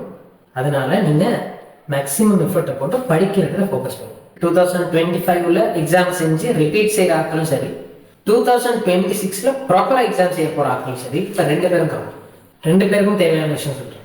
டேலண்ட் ஹெல்ப் பண்ணும். சரியா? இப்போ ஒரு ஆள்கிட்ட ஒரு குறிப்பிட்ட டேலண்ட் இருக்குன்னு சொன்னால் அந்த டேலண்ட் ஒரு விஷயத்தை அடையிறதுக்கு ஹெல்ப் பண்ணும். ஆனால் டிசிப்ளின் தான் அந்த வெற்றியை அடையும். டேலண்ட் வெற்றி அடையிறதுக்கு ஹெல்ப் பண்ணும், டிசிப்ளின் அந்த வெற்றியை அடையும். ஒரு டேலண்டடான நபர் டிசிப்ளினா ஒவ்வொரு நாளும் ப்ராக்டிஸ் பண்ணாட்டி எந்த ஒரு விஷயத்துலையுமே வெற்றி அடைய முடியாது. அவர் உசைன் போல்ட்டா இருந்தாலும் சரி, அவருக்கு நல்லா ஓட முடியும், பிறப்பிலே ஓட முடியும்னு வச்சுப்போம், டேலண்ட் இருக்கு. ஆனால் ப்ராக்டிஸ் பண்ணாட்டி அவரால் என்ன செய்ய முடியாது, ஒலிம்பிக்ல கோல்டு மெடல் வாங்க முடியாது. அப்போ உங்களுக்கு புரிஞ்சிருக்கணும், talent helps but discipline wins. Talent ஒரு வெற்றி அடைகிறதுக்கு ஹெல்ப் தான். நம்மகிட்ட ஒரு டேலண்ட் இருக்குன்னா அது ஹெல்ப் பண்ணும். டிசிப்ளின் எதை மீன் பண்றேன்னா, ஒவ்வொரு நாளும் படிக்கிறது, ஒவ்வொரு நாளும் நம்ம படிச்ச விஷயங்களை ரிவைஸ் பண்ணி பார்க்கறது, கேள்வி செய்யறது, ப்ராக்டிஸ் பண்றது, அது எல்லாமே தான். அப்போ டேலண்ட் ஹெல்ப் தான் பண்ணும், டிசிப்ளின் தான் வெற்றிக்கு நம்மளை கூட்டிட்டு போகும். புரியுதா? அது ஒரு முக்கியமான விஷயம். இன்னொன்று இது ஆல்ரெடி சொன்னா, எந்த நாளும் சிறிய அளவு படிக்கிறது இஸ் கிரேட்டர் தேன் பெரிது ரேண்டமான பர்ஸ்ட் எஜுகேஷன். அதாவது நான் சொன்னேன் இல்லையா, திடீர்னு ஒரு மோட்டிவேஷன் சடனா பர்ஸ்டா நீங்க படிக்கணும், ஒரே நாள் 5 hour படி. ஆனா அதை விட பெட்டர் என்னன்னா, ஒவ்வொரு நாளும் ஒரு ஆவது 5 நாள் படிக்கணும். அப்போ நம்மளுக்கு நல்லா மூளையில ஊறும் அந்த விஷயம், அந்த படிக்கிற கன்செப்ட் நல்லா மண்டையில ஊறும். அப்போ திடீர்னு ஒரு நாள் பர்ஸ்ட் பண்ணி படிக்கிறத விட, திடீர்னு ஒரு நாள் நிறைய அள்ளி போட்டு படிக்கிறத விட, கொஞ்சம் கொஞ்சமா நிறைய நாள் படிக்கிறது பெரியது.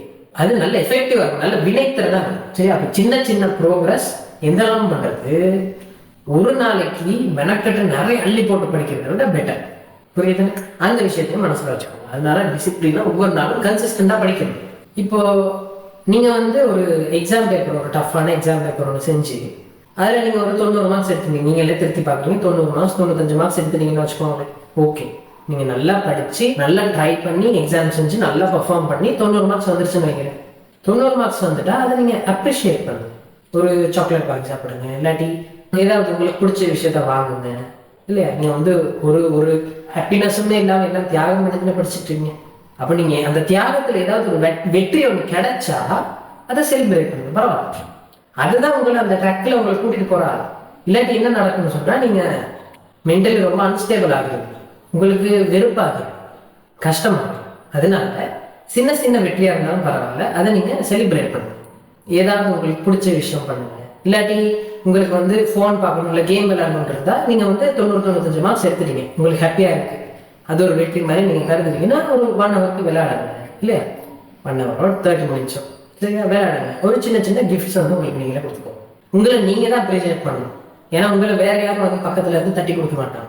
ஆமாம், நீங்க என்ன செய்றீங்க, என்ன பண்றீங்க, எப்படி போறீங்க, யாருக்குமே தெரியாது. நீங்க படிக்கிறீங்களா இல்லையா யாருக்குமே தெரியாது, அது உங்களுக்கு தான் தெரியும். அப்ப நீங்க தான் அப்ரிஷியேட் பண்ணணும். அப்ப நீங்களே அப்ரிஷியேட் பண்ணிக்கிறது ரொம்ப முக்கியம், செல்ஃப் அப்ரிசியேஷன். இல்லையா? அதே மாதிரி நீங்க படிக்கும் போது அல்லது நீங்க எந்த வேலை செஞ்சாலும் ஒரு கோலோட தானே செய்யணும். ரொம்ப எழுந்தமானமா செய்ய மாட்டோம்ல, ஒரு கோலோட தான் செய்யணும். இங்கே நம்மளுக்கு ஒரு கோல் இருக்கு. அந்த கோல் நீங்க என்னத்தை எய்ம் பண்ணணும்னு சொன்னா, பெரிய யூனிவர்சிட்டிஸ் போறதுக்கு எய்ம் பண்ணணும். ஏன்னா அது ஃபியூச்சரே அது உங்களுக்கு தீர்மானிக்க போற ஆட்கள். அப்ப நீங்க யூனிவர்சிட்டிஸ் பெரிய யூனிவர்சிட்டிஸை எய்ம் பண்ணி நீங்க படிக்கணும். அந்த மாதிரி நிறைய விஷயம் சொல்லாங்க. ஆன்சர்ஸை மெமரைஸ் பண்ண வேணும். ஆன்சர்ஸை மெமரைஸ் பண்ணி எந்த பிரயோசனமும் இல்லை. கன்செப்ட் விளங்கிடும். Don't memorise answers. அதே மாதிரி ஒரு பாடத்தை படிக்காம சும்மா நோட்ஸ் கலெக்ட் பண்ணி வைக்காங்க. புரியுதா? சும்மா நோட்டை மட்டும் கலெக்ட் பண்ணி வச்சு வேலை இல்லை. அந்த பாடத்துல எந்த நாலேஜுமே இல்லாமல் நோட்ஸ் கலெக்ட் பண்ணீங்கன்னா அந்த நோட்ஸ் எழுதுற டைம்லாம் வேஸ்ட். அப்போ ஒரு பாடத்தை படிக்காம நோட்ஸ் கலெக்ட் பண்ண வேணாம், பாடத்தை படிச்சு நோட் எடுத்து. அதே மாதிரி சிலர் பண்ணுவாங்க, ஃபுல் புக் இருக்கும், ரிசோர்ஸ் புக் இருக்கும், ரிசோர்ஸ் புக்ல இருக்க விஷயத்த அப்படியே ஷார்ட் நோட் எடுக்கிறேன்னு சொல்லி ஒரு சின்ன பேப்பர்ல எழுதுவாங்க. ஒரு A4 தாள் எடுத்து அதை 2ஆ முடிச்சு கிழிச்சு ஸ்டெப்ல வச்சு அதில் எழுதுவாங்க. ரிசோர்ஸ் பேப்பர்ல ABCDFGன்னு இருந்தால் இங்கேயும் ABCDFG அப்படியே பார்த்து பார்த்து எழுதுவோம். எந்த பிரயோசனமுமே இல்லை. ஒரு விஷயம் நம்மளுக்கு ஞாபகம் இருக்கணும்னா அந்த விஷயத்த நம்ம மைண்ட் ப்ராசஸ் பண்ணணும். ப்ராசஸ் பண்ணணும்னா நம்மளுக்கு புலன்கள் இருக்குல்ல, அது வழியா போற இன்ஃபர்மேஷன் மைண்டில் போய் ஏதோ ஆகி வெளியே வரும். அதாவது அப்படியே பார்த்து எழுதுனீங்கன்னா கண்ணில் போகும் கையில் எழுதும். முதல்ல சொல்றேன், கண்ணில் போகும் கையில் எழுதும், அவ்வளவுதான். அதுல எந்த விஷயமே இல்லை. அப்ப என்ன சிக்கல்னு சொன்னா நீங்க எழுதுற டைம் வந்து சும்மா வேஸ்ட். அதனால நீங்க என்ன பண்ணணும்னா ஷார்ட் நோட், ஷார்ட் ஆயிடும்.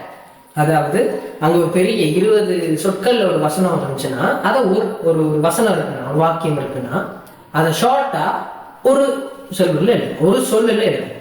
அங்க என்ன நடக்கும்? நீங்க வாசிப்பீங்க, அதை நீங்க ஷார்ட் பண்ணி எழுதணும்னு சொன்னா உங்களுக்கு மைண்ட் ப்ராசஸ் பண்ணணும். அந்த வாக்கியத்துல என்ன சொல்ல வராங்கன்னு விளங்கணும். அது ஒரே வார்த்தையில எப்படி சொல்றதுன்னு யோசிக்கணும். யோசிச்சு அங்க மண்டையில போட்டு குழப்பி ஒரு நல்ல வார்த்தையை கண்டுபிடிச்சு எழுதணும். அப்போ முடிஞ்ச அளவுக்கு ஷார்ட் பண்ணி எழுதுறது அதுதான் நல்ல ஐடியா. சரி, அதுதான் ஷார்ட் நோட்ஸ். அப்படியே பார்த்து பார்த்து சின்ன பேப்பர்ல எழுதுற ஷார்ட் நோட்ஸ் இருக்கு இல்லைங்க. அப்படி ஷார்ட் நோட் எழுதுறது ஓகே. அப்படியே பார்த்து எழுதுவீங்கன்னா அதுல எந்த யூஸுமே இல்லை. சரி, டைம் வேஸ்ட். அதனால அப்படி பண்ணாங்க. ஒரு 20 சொல்ல வசனத்தை ஒரு சொல்ல எழுத முடியுமா? அது ஷார்ட் நோட் இல்லைங்களா? அப்படி எழுது. அப்போ மைண்ட் ப்ராசஸ் பண்ணும். சரி, சும்மா படிக்காம நோட்ஸ் எடுத்து வேலை இல்லை, படிச்சு நோட்ஸ் எடுங்க. அல்லது நோட்ஸே இல்லாட்டி கூட பரவாயில்ல, நல்லா அண்டர்ஸ்டாண்ட் பண்ணி நோட்ஸ் இருக்கிறது முக்கியம். நோட்ஸ் வந்து கண்டிப்பா இருக்கணும். ஏன்னா நம்ம வந்து மறுபடியும் ஏதாவது மறந்துட்டா பாக்குறதுக்கு இருக்கிறது அது ஒன்று மட்டும்தான். அதனால நோட்ஸ் மெயின்டைன் பண்றது முக்கியம். அப்போ எடுக்கிற நோட்ஸ் அண்டர்ஸ்டாண்ட் பண்ணி எடுத்து வச்சா தான் அதுக்கு பார்க்கும்போது ஞாபகமாவது வரும். அதனால படிக்காம நோட்ஸ் எடுத்து வேலை இல்லை. ஃப்ரெண்ட் விட்டு கொப்பியை வாங்கி போட்டோ காப்பி அடிச்சு வச்சு வேலை இல்லை. ஒரு நாளும் எடுத்து பார்க்க மாட்டோம், எடுத்து பார்த்தாலும் புரியாது. நம்ம படிச்சு ஷார்ட் நோட் எடுத்தா மட்டும்தான் அது யூஸ்ஃபுல்லா இருக்கும். அடுத்து கேள்வி செஞ்சு ப்ராக்டிஸ் பண்ணணும். எப்படி பண்ணுவாங்கன்னா ஒரு பேசிக்கான கன்செப்ட் படிச்சுட்டு பாஸ் பேப்பர்ல வந்து டஃப்பான கேள்வி எடுத்து செஞ்சு பார்க்குறது. 48, 49 அந்த கேள்வியை வந்து செஞ்சு பார்க்குறது. அப்ப என்ன நடக்கும்னா நம்ம படிச்ச விஷயம் இப்பதான் படிச்சோம், ஆனா அந்த படிச்ச விஷயத்துல வந்த கேள்வி எனக்கு செய்ய தெரியலையேன்னு நம்ம உடஞ்சு போயிடும். அப்போ முதல்ல நீங்க சின்ன கேள்விகள் ட்ரை பண்ணி பார்க்கணும். அதாவது நீங்க படிச்ச விஷயம் அப்ளை பண்றதுக்கு சின்ன சின்ன ப்ராப்ளம்ஸ் வரும்போது அதுக்கு அப்ளை பண்ண தெரியலான்னு பார்க்கணும். அதுக்கு பிறகுதான் காம்ப்ளெக்ஸான அட்வான்ஸான ப்ராப்ளம்ஸுக்கு சால்வ் பண்றதுக்கு போகணும்.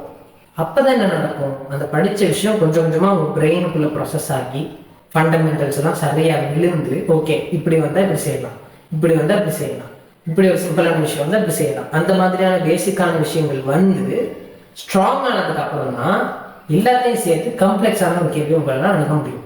அப்படி இல்லாம எடுத்த உடனே ஒரு கஷ்டமான கேள்வி நீங்க பாய்வீங்களா இருந்தா அந்த கேள்வியை பார்ப்பீங்க, வாசிப்பீங்க, புரியாது, ஸ்ட்ரெஸ் ஆவீங்க, அப்படியே விட்டுருங்க. படிச்சதே வேஸ்ட்னு யோசிப்பீங்க.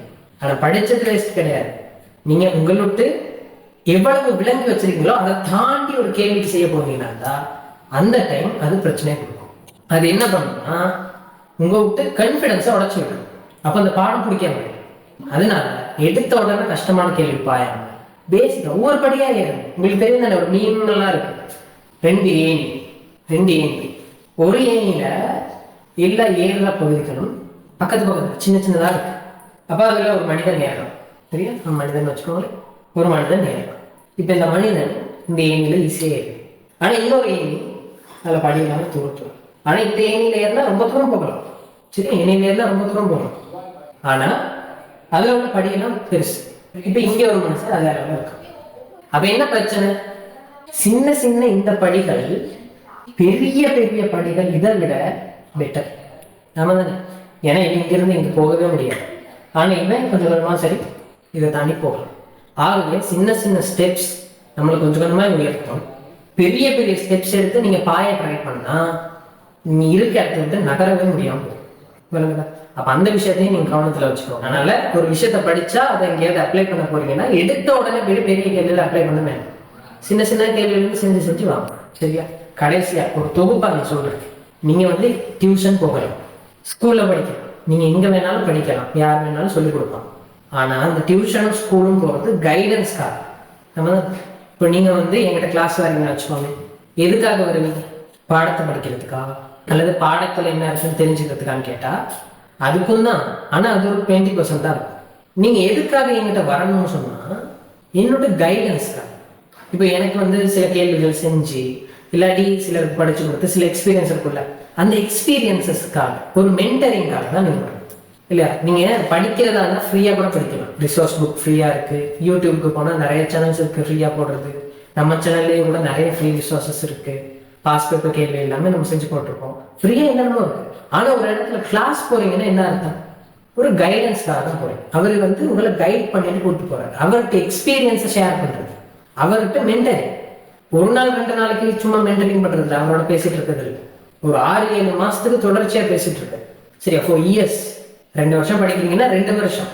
அப்ப அந்த 2 வருஷத்துல நமக்கு நாலேஜ் பெரும்பாலும் உங்களுக்கு போய் சேரும். அந்த கைடன்ஸ், எப்படி வேலை செய்யணும், எப்படி எஃபெக்டிவா வேலை செய்யுது, அந்த கைடன்ஸ்க்காக தான் கிளாஸ் போகும். உண்மையான விஷயம் உங்க ரிசல்ட்ஸ் எங்க தீர்மானிக்கப்படணும்னா உங்க வீட்டுல நீங்க பண்ற வேலையால தான் தீர்மானிக்கப்படும். நீங்க எங்க வேணாலும் கிளாஸ் போகலாம், அவங்க எத்தனை பேப்பர் வேணாலும் செஞ்சு திருத்தி கொடுக்கலாம், எவ்வளவு ஒர்க் பண்ணாலும் பண்ணலாம். ஒரு நாளைக்கு 12 hour கிளாஸ் போகலாம், 16 hour கிளாஸ் போகலாம், பிரச்சனை இல்லை. ஆனா உங்க ரிசல்ட் எங்க தீர்மானிக்கப்படும்னா உங்க வீட்டுல. அதாவது உங்க செல்ஃப் ஸ்டடியால தான் உங்க ரிசல்ட்ஸ் வந்து தீர்மானிக்கப்படும். ஏன்னா நீங்க 12 hour கிளாஸ் போற இடத்துல ஒரு 1000 பேர் கிளாஸ் வராங்கன்னு வச்சுக்கோங்களேன், 1000 பேருக்கும் ஒரே விஷயம் தான் கிடைக்கும். அப்ப அந்த 1000 பேருமே ஒரே ரிசல்ட் எடுக்கும். அவங்களுக்கு தேவையான அளவு ஒர்க் பண்ணாலும் ஒரே ரிசல்ட் எடுக்கும். ஆனா அங்க கவனிக்க வேண்டிய வேர்டு என்னன்னா தேவையான அளவு ஒர்க் பண்றது. அந்த தேவையான அளவு ஒர்க் பண்றது ஒவ்வொரு ஆளுக்கும் வீடுகள்ல செல்ஃபா செய்ய வேண்டிய வேலை. நீங்க யாருக்கிட்ட கிளாஸ் போனாலும் நீங்க ஒர்க் பண்ணாம உங்களுக்கு ரிசல்ட்டை ஷுவர் பண்ணவே முடியாது. நீங்க ஒர்க் பண்றது ரொம்ப முக்கியம். நீங்க கிளாஸே போகாம ஒர்க் பண்ணி படிக்கணும், நல்ல ரிசல்ட் 3 போடலாம். ஆனா கிளாஸ் போய் ஒர்க் பண்ணாம இருந்து ரிசல்ட் வராது. கிளாஸ் நம்பி வேலை இல்லை, விளங்குதா? நம்ம கிளாஸ் போனாலும் கிளாஸ் போனதுக்கு மேலதிகமா அல்லது ஸ்கூல் போனதுக்கு மேலதிகமா நம்ம செல்ஃப் ஸ்டடி பண்ணணும், அதுதான் முக்கியம். அந்த விஷயம் ஞாபகத்துக்கோங்க. டியூஷன் போறது கைடன்ஸ்க்காக, நம்ம ரிசல்ட் தீர்மானிக்கப்படுறது நம்ம வீடுகள்ல நம்மோட்டு செல்ஃப் ஸ்டடியா. சரியா? அப்ப அந்த விஷயத்த 2 பேட்சாக கவனிச்சுக்கோங்க. டியூஷன்ஸ்ல டிபெண்ட் பண்ணி ஸ்கூல்ஸ்ல டிபெண்ட் பண்ணிருக்காம நீங்க படிக்க போகாம இருக்க முடியாது. போய் தான் நோட்ஸ்க்காக இல்ல தார விஷயங்களுக்காக அந்த கைடன்ஸ்க்காக நம்ம போய் தான் ஒரு டிசிப்ளின்காக காலையில எழுதி 7 மணிக்கு போறதுன்றது ஒரு டிசிப்ளின். ஒவ்வொரு நாள் ஸ்கூல் கட் பண்ணாங்க அந்த டிசிப்ளின்காக நம்ம போய் தான் ஓகே. ஆனா அது உங்களுக்கு ரிசல்ட்டை தீர்மானிக்காது. 7 நாளும் கிளாஸ் போடுறது ஆனா வீட்டுல வந்து படிக்கல, ரிசல்ட் வராது. ஆமா தானே? அப்ப அந்த விஷயத்தையும் உங்க மனசுல நல்லா வச்சுக்கோ. சரி, ஓகே. இப்போ இந்த வீடியோ போடுறதுக்கு அடுத்த முக்கியமான காரணத்துக்கு வரணும். நான் ஒரு பிசிக்ஸ் கிளாஸ் ஸ்டார்ட் பண்ணலான்னு இருக்கேன். இப்போ இப்படிதான் நான் இப்போ A level செஞ்சு முடிச்சதுல இருந்து கிளாஸஸ் செஞ்சுட்டு வரேன். அந்த கிளாஸஸ் நான் வந்து எப்படி செய்யறதுன்னு சொன்னா, இது வரைக்கும் பப்ளிக்கா எல்லாருக்குமே கிளாஸஸா செஞ்சது இல்லை. நான் எப்படி செஞ்சேன்னு சொன்னா, என்ன கேட்கிற ஆட்கள் அல்லது எனக்கு தெரிஞ்ச ஆட்கள் அல்லது இந்த என்வாயன்மெண்ட்ல உள்ள ஆட்கள் அப்படின்னா பர்சனலா கேட்கிற ஆட்களுக்கு தான் நான் கிளாஸ் செஞ்சிருக்கேன். இப்படி பப்ளிக்கா நான் வந்து செஞ்சது கிடையாது. நிறைய பேர் கேட்டிருந்தாங்க கிளாஸ் செய்ய முடியுமான்னு. அப்ப அதனால நான் அப்படி பப்ளிக்கா எல்லாருக்கும் கிளாஸ் செய்யறதுக்கு ஒரு ஐடியாவும் இருக்கு. அப்ப நீங்க என்கிட்ட ஃபிளையர்ஸ் அது இது எங்கேயாவது பார்த்துருந்தீங்கன்னா தெரிஞ்சிருக்கும். அதுல கிளாஸ் டீட்டெயில்ஸ் பத்தி போட்டிருப்பேன். அதை பத்தியும் நான் லைட்டா இங்க சொல்லிட்டு இந்த செஷனை வந்து நம்ம கன்க்ளூட் பண்ணுவோம். இந்த கிளாஸஸ்ல நான் என்னென்ன ஆஃபர் பண்றேன் அப்படின்னு சொன்னால், எல்லா கன்செப்டையும் சிம்பிளா கிளியரா அதே மாதிரி கன்செப்டுக்கு முக்கியத்துவம் கொடுத்து டீப்பா உங்களுக்கு வழங்கப்படுத்த நான் வந்து உறுதி அளிக்க முடியும். நீங்க வந்து எந்த லெவலில் உள்ள ஸ்டூடெண்டா இருந்தாலும் உங்களுக்கு விளங்குற மாதிரி நான் சொல்லிக்கிறேன். அதே மாதிரி தமிழ் மீடியம் மக்களுக்கு ஓகே, இங்கிலீஷ் மீடியம் மக்கள் இருந்தாலும் பிரச்சனை நீங்க வரலாம். ஆனா வந்து நான் தமிழ்ல தான் படிச்சு கொடுப்பேன். தமிழ்ல படிச்சு கொடுத்துட்டு நோட் வந்து இங்கிலீஷ்ல தரேன். சரி, அப்ப தமிழ் மீடியம் ஸ்டூடெண்ட்ஸா இருந்தாலும் சரி, இங்கிலீஷ் மீடியம் ஸ்டூடெண்ட்ஸா இருந்தாலும் சரி கிளாஸ் செய்யலாம். ஆனா இங்கிலீஷ் மீடியம் ஸ்டூடெண்ட்ஸுக்கு தமிழ்ல தான் சொல்லிக் கொடுப்பேன். படிப்பிக்கும் போது தமிழ்ல தான் சொல்லுவேன். ஆனா நோட்ஸ் வந்து இங்கிலீஷ்ல வந்து தரேன். அப்போ 2 மீடியம் மக்களுக்கும் ஃப்ரெண்ட்லியான ஒரு ஆப்ஷன். இங்கே தெரியும் தானே, வழக்கமாகவே நான் காலங்காலமும் சொல்கிறதான், மெமரைஸ் பண்ணுறதை விட அண்டர்ஸ்டாண்ட் பண்ணுறதுக்கு முக்கியத்துவம் அளிச்சு தான் நான் படிச்சுக்கணும். அதோட நான் கதை மாதிரி சொல்லுவேன், நீங்களே தான் கேள்விச்சு எழுதுவீங்க. சரியா கேள்விச்சு எழுதிட்டு நீங்கள் எல்லாம் கேள்வி கேட்டு முடிஞ்ச அளவுக்கு விளங்கிக்கிட்டு அதுக்கப்புறம் தான் நோட்ஸ் எழுதுவீங்க. அந்த நோட்ஸ் கரெக்டாக நான் செக் பண்ணுவேன், அப்படிதான் போகும். சரியா? அப்போ இங்கே கிரகிச்சு விளங்குறது ரொம்ப முக்கியம். ஏன்னா நான் வந்து நோட் அப்படியே உங்கள் கையில் கொடுத்து இந்த பாடமாக்கு அப்படின்னு கொடுக்க மாட்டேன். இங்கே நான் கதை மாதிரி சொல்றது நீங்கள் விளங்குகிறதுல தான் இருக்கு. அப்புறம் நான் கேள்வியும் கேட்பேன், அதையும் சொல்லியிருக்கேன். கேள்வி கேட்க மாட்டேன் அப்படிலாம் இல்லை.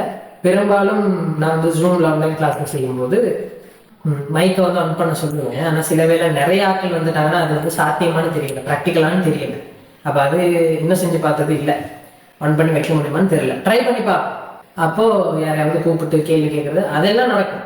சரிதானே? இப்போ உங்களுக்கு வந்து எக்ஸாம் வந்து உங்களுக்கு சிறப்பாக செஞ்சுக்கணும், அதுதான் உங்களுக்கு நோக்கமாக இருந்தால் தாராளமாக வரலாம். சரிதானே? கேள்வி கேட்டு நீங்கள் முன்ன உள்ள கிளாஸஸில் படித்த விஷயங்கள், அதாவது என்னென்னா நான் நாள் படிச்சு கொடுத்த விஷயத்தை தானே திரும்ப கேட்க போறேன். உங்களுக்கு சொல்லியே கொடுக்காம ஒரு கேள்வி கேட்க போறேன் இல்லையே. அதனால உங்களுக்கு சொல்லி கொடுத்த விஷயத்துல கேள்வி கேட்டு அதுல நீங்க பதில் தெரியாம இருக்க முடியாது. நம்ம தானே, நீங்க சரியா ஒர்க் பண்ணீங்கன்னா உங்களுக்கு தெரியும். அப்ப கேள்வி கேட்டாலும் உங்களுக்கு பதில் சொல்லக்கூடிய மாதிரி தான் இருக்கும். அப்புறம் கேள்வியும் கேட்பேன், அதே நான் சொல்லிக்கிறேன். சரிதான்? அப்போ அண்டர்ஸ்டாண்டிங்கை வந்து பில்ட் பண்ணிக்கிறதுக்காக தான் இந்த கிளாஸ். இங்க வந்து நோட்ஸ், ஷார்ட் நோட்ஸ் தந்து புக் அடிச்சு கொடுத்து டியூட் இருக்கு. டியூட்னா எப்படி இருக்கும்னு சொன்னால் அது வந்து இடைவெளிங்கிற அப்புறமா இருக்கும். சரி, நான் உங்களுக்கு டியூட் அப்படி தான் இருக்கும். அதை எப்போ கொடுப்பேன்னு சொன்னால் நான் ஒரு பாடம் படித்து கொடுத்து முடிய கொடுப்பேன். கொடுக்கும்போது தரமாட்டேன். பாடம் படித்து கொடுத்து முடிய உங்கள் கையில் வந்து முடிகிற தருவாயில் பாஸ் பேப்பர் செய்கிற அந்த தருவாயில் உங்களுக்கு கிடைக்கும். அதில் நோட்ஸ் இருக்கும், வசனங்கள் இருக்கும் இல்லையா, அது இது எழுதுறதுக்கு இருக்குமே, அதெல்லாம் எழுதியே இருக்கும். ஆனால் முக்கியமான சில விஷயம் இருக்கும். இப்போது ஏதாவது ஒரு பாடத்தில் ஒரு சமன்பாடு வருதுன்னு சொன்னால் அந்த பாடத்தில் உள்ள விஷயங்கள் அது இது எல்லாமே டைப் பண்ணியிருக்கணும். அந்த சமன்பாடு எழுதுறதுக்கு ஒரு பாக்ஸ் தான், அது நீங்க தான் எழுதிக்கலாம். சரிதானே? அது நீங்க எழுதுப்பீங்க. நான் படிக்கும்போது நோட்ஸ் சொல்லுவேன், படிக்கும்போது நான் வந்து எல்லா விஷயமும் விளங்க கொடுத்தேன். அந்த டைம் நீங்களா ஒரு நோட்டுன்னு எடுத்து வைப்பீங்க. கடைசியில் அது ஒர்க் புக் மாதிரின்னு வச்சுக்கோங்க, ஒர்க் புக் மாதிரி. கடைசியில் அது கையில் கிடைக்கும் போது உங்களுக்கு நோட்ஸ் தெரியும், உங்களுக்கு சமன்பாடு தெரியும், உங்களுக்கு அண்டர்ஸ்டாண்டிங் இருக்கு. பாஸ் பேப்பர் செஞ்சுட்டு இருப்போம், அப்போ பாஸ் பேப்பர் செஞ்ச எக்ஸ்பீரியன்ஸ் இருக்கு. அப்போ அந்த இடத்துக்கு என்ன ஆன்சர் வருங்கிறது உங்களுக்கு தெரியும். சரியா? அதை உங்களை செய்ய வச்சு அதை ஃபில் பண்ண வச்சு உங்களுக்கு வந்து அதை டிஸ்கஸ் பண்ணி விட்ற வேலையும் நடக்கும். அப்போ டியூட் மாதிரி ஒரு புக் கிடைக்கும். ஆனால் அது வந்து மற்ற கிளாஸஸில் கொடுக்குற மாதிரி எல்லா நோட்டும் உள்ள ஷார்ட் நோட் புத்தகமோ இல்லை எல்லா நோட்டையும் நாங்கள் புல்லட் பாயிண்ட்ல எழுதி பந்தி பந்தியாக இருக்கிறத ரிசோர்ஸ் புக்கில் உள்ளது அப்படியே புல்லட் பாயிண்டாக மாற்றி உங்களுக்கு பிரிண்ட் பண்ணி கொடுக்குற அந்த வேலையும் இல்லை. அது எந்த ஸ்டைல் படி ஃபில் இன் த பிளாங்க்ஸ் மெத்தடில் தான் இருக்கும். சரிதானே? அப்போது அந்த டியூட் கிடைக்கும். பேப்பர்ஸ் போடுவேன். சரியா? நீங்கள் பிரிண்ட் பண்ணி செய்ய வேண்டியிருக்கும், செஞ்சு நீங்கள் திருத்த வேண்டியிருக்கும். ஸ்கீம் இருக்கும். அந்த பேப்பரில் வர எண்ணூட்டு கேள்விகள் இருக்கும். அதே மாதிரி வேறு பாஸ் பேப்பர்ஸில் அந்த கேள்வியை கொஞ்சம் மாற்றி போட்டு அப்படி தானே மாடல் பேப்பர்ஸ் அப்படி மாற்றி போட்ட கேள்விகள் இருக்கும், எண்ணூட்டே கேள்விகள் இருக்கும். அது எல்லாத்துலேயும் சிறந்த கேள்விகளை நான் சூஸ் பண்ணி செஞ்சு விடுவேன். அதுக்கு மேலதிகமாக நீங்கள் கேட்குற கேள்விகள், அதாவது இந்த பேப்பரில் இந்த கேள்வி வந்து கொஞ்சம் டவுட்டாக இருக்கு அப்படின்னு நீங்கள் கேட்டீங்கன்னா நான் அதே செஞ்சு விடுவேன். அது வந்து 20 பேர் கேட்டாலும் சரி, 10 பேர் கேட்டாலும் சரி, 5 பேர் கேட்டாலும் சரி, ஒருத்தர் கேட்டாலும் சரி, அந்த கேள்வியை நான் செஞ்சு விடுவேன். அப்படி நீங்க கேட்குற கேள்விகளும் நான் எனக்கு பிடிச்சமான அல்லது எனக்கு நல்ல கேள்வின்னு தோன்ற கேள்விகள் அதையும் நான் செஞ்சு விடுவேன். ஓகே? அது போக ப்ராப்ளம் சால்விங்க்கு முக்கியமான ஒரு பங்கு இருக்கும். ஏப்ரலுக்கு பிறகு ஃபுல்லாகவே பாஸ் பேப்பர் ஒர்க் அவுட். சரியா? அதுக்கு மேலதிகமாக மொரோட்டோ exam papers, Royal College papers, அந்த மாதிரி கொஞ்சம் மாடல் பேப்பர்ஸும் நான் செஞ்சு விடுறதுக்கு பிளான் பண்ணி வச்சிருக்கேன். அதே மாதிரி எம்சிக்யூ, ஸ்ட்ரக்சர், எஸ்ஏ, எலாபரேஷன் ஃபுல்லாக கிடைக்கும். இப்போ ஸ்கீமும் எலாபரேஷனும் ஒன்று தானே நீங்கள் யோசிக்காங்க. ஸ்கீமில் பார்த்தா எம்சிக்யூக்கு ஆன்சர்ஸ் மட்டும்தான் இருக்கும், எப்படி அந்த எம்சிக்யூ செய்யறதுன்னு இருக்காது. ஆனால் நான் அதை டிஸ்கஸ் பண்ணுவேன் இல்லையா? சும்மா 50 வரைக்கும் நம்பர் போட்டுட்டு எல்லாத்துக்கும் விட எழுதி போகிறது இல்லை. அதுக்கு 50 கேள்வி நான் சொல்லிட்டு இருக்க முடியாது. சில கேள்வி அப்படியே சமன்பாடு நேரடியாக கேட்பான், அதெல்லாம் உங்களுக்கே தெரியும் இல்லையா? அதெல்லாம் செய்ய மாட்டேன். முக்கியமான கேள்வி இருக்கு, முக்கியம் அந்த 45 பிறகு 30 பிறகு உள்ள கேள்வி, அதெல்லாம் நல்ல கேள்வி இருக்கும். அதுகள் வந்து நான் கண்டிப்பாக டிஸ்கஸ் பண்ணுவேன். நல்ல கேள்விகள் தெரிவு செஞ்சு டிஸ்கஸ் பண்ணுவேன், டவுட்டான கேள்வின்னு சொல்லிடுவேன். அப்போ அந்த எலாபரேஷன் உங்களுக்கு கிடைக்கும். அதே மாதிரி உங்களுக்கு ஸ்ட்ரக்சர் எஸ்ஏ எலாபரேஷனும் கிடைக்கும். ஸ்ட்ரக்சர் எஸ்ஏ ஸ்கீம்ல உள்ளதுக்கும் தாண்டி நம்மளுக்கு நிறைய விஷயம் தெரிஞ்சிருக்கும். ஸ்கீம்ல உள்ளது எழுதுனா போதும், ஆனால் நம்மளுக்கு நிறைய விஷயம் தெரிஞ்சிருக்கும். அப்போ அந்த தெரிஞ்சிருக்க வேண்டிய விஷயங்கள் எல்லாம் தந்து உங்களுக்கு வந்து ஒரு எலாபரேஷன் தர முடியும். அதை நான் பிரிண்ட் பண்ணியும் தரலாம், ஆனால் நீங்களா எழுதுறதுதான் நல்ல. அது இருக்க டைமை பொறுத்து நம்ம யோசிப்போம், பிரிண்ட் பண்ணி தரதா இல்லாட்டி எடுத்து வைக்கிறதான்னு பார்ப்போம். சரி, இப்போ இந்த கிளாஸ்ல வந்து வீக்லி எக்ஸாம் நடக்கும். வீக்லி எக்ஸாம் எதுக்கு நடக்குதுன்னு சொன்னா உங்களை நீங்களே எவாலுவேட் பண்றதுக்காக. அதுல நான் எல்லா கேள்வியும் டிஸ்கஸ் பண்ணிட்டு இருக்க மாட்டேன். அதுக்கு உங்களுக்கு ஸ்கீம் கிடைக்கும். ஸ்கீமை பார்த்து திருத்துங்க, மார்க்ஸ் போடுங்க, டவுட்டான கேள்வி கேளுங்க. ஒவ்வொரு கிளாஸும் ஸ்டார்ட் பண்றதுக்கு முன்னுக்கு அதுல ஏதாவது டவுட்டான இருந்துச்சுன்னா நான் கேட்டிருக்கேன். வீக்லி தானே, இப்போ வீக்லி 2 நாள் மாதிரி கிளாஸோட நான் சொல்றேன் டீட்டெயில்ஸ். அப்போ அந்த எக்ஸாம் முடிய வர விஷயங்கள் பற்றி நீங்கள் உங்களுக்கு வர டவுட்ஸ் அது இதெல்லாம் கேட்டு அதை கிளியர் பண்ணி வீக்லி எக்ஸாம் நீங்கள் தடுத்து நீங்கள் எவலுவேட் பண்ணீங்க. அந்த மார்க்ஸ் எல்லாம் பதிஞ்சு வச்சு கிராஃப் பண்ணியோ இல்லை ஒரு டேபிளோ போட்டு மார்க்ஸ் கூடுதா குறையுதான்னு நீங்கள் பார்க்கலாம். அப்போ வீக்லி எக்ஸாம் நடக்கும். அதே மாதிரி மந்த்லி ஒரு எக்ஸாம் நடக்கும்.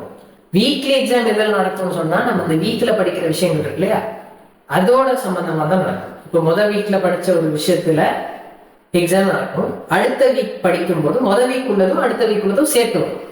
சரி, ஒரு எக்ஸாம் நடக்கும். இப்போ அந்த மாதிரி 4 வீக்ல 4 விஷயங்கள் படிப்போம் தானே, 4 வீக்கு தேவையான விஷயங்கள் படிப்போம். அந்த 4 வீக்குக்கு உள்ள விஷயத்த மொத்தமாக சேர்த்து மந்த்லி எக்ஸாம்னு நடக்கும்.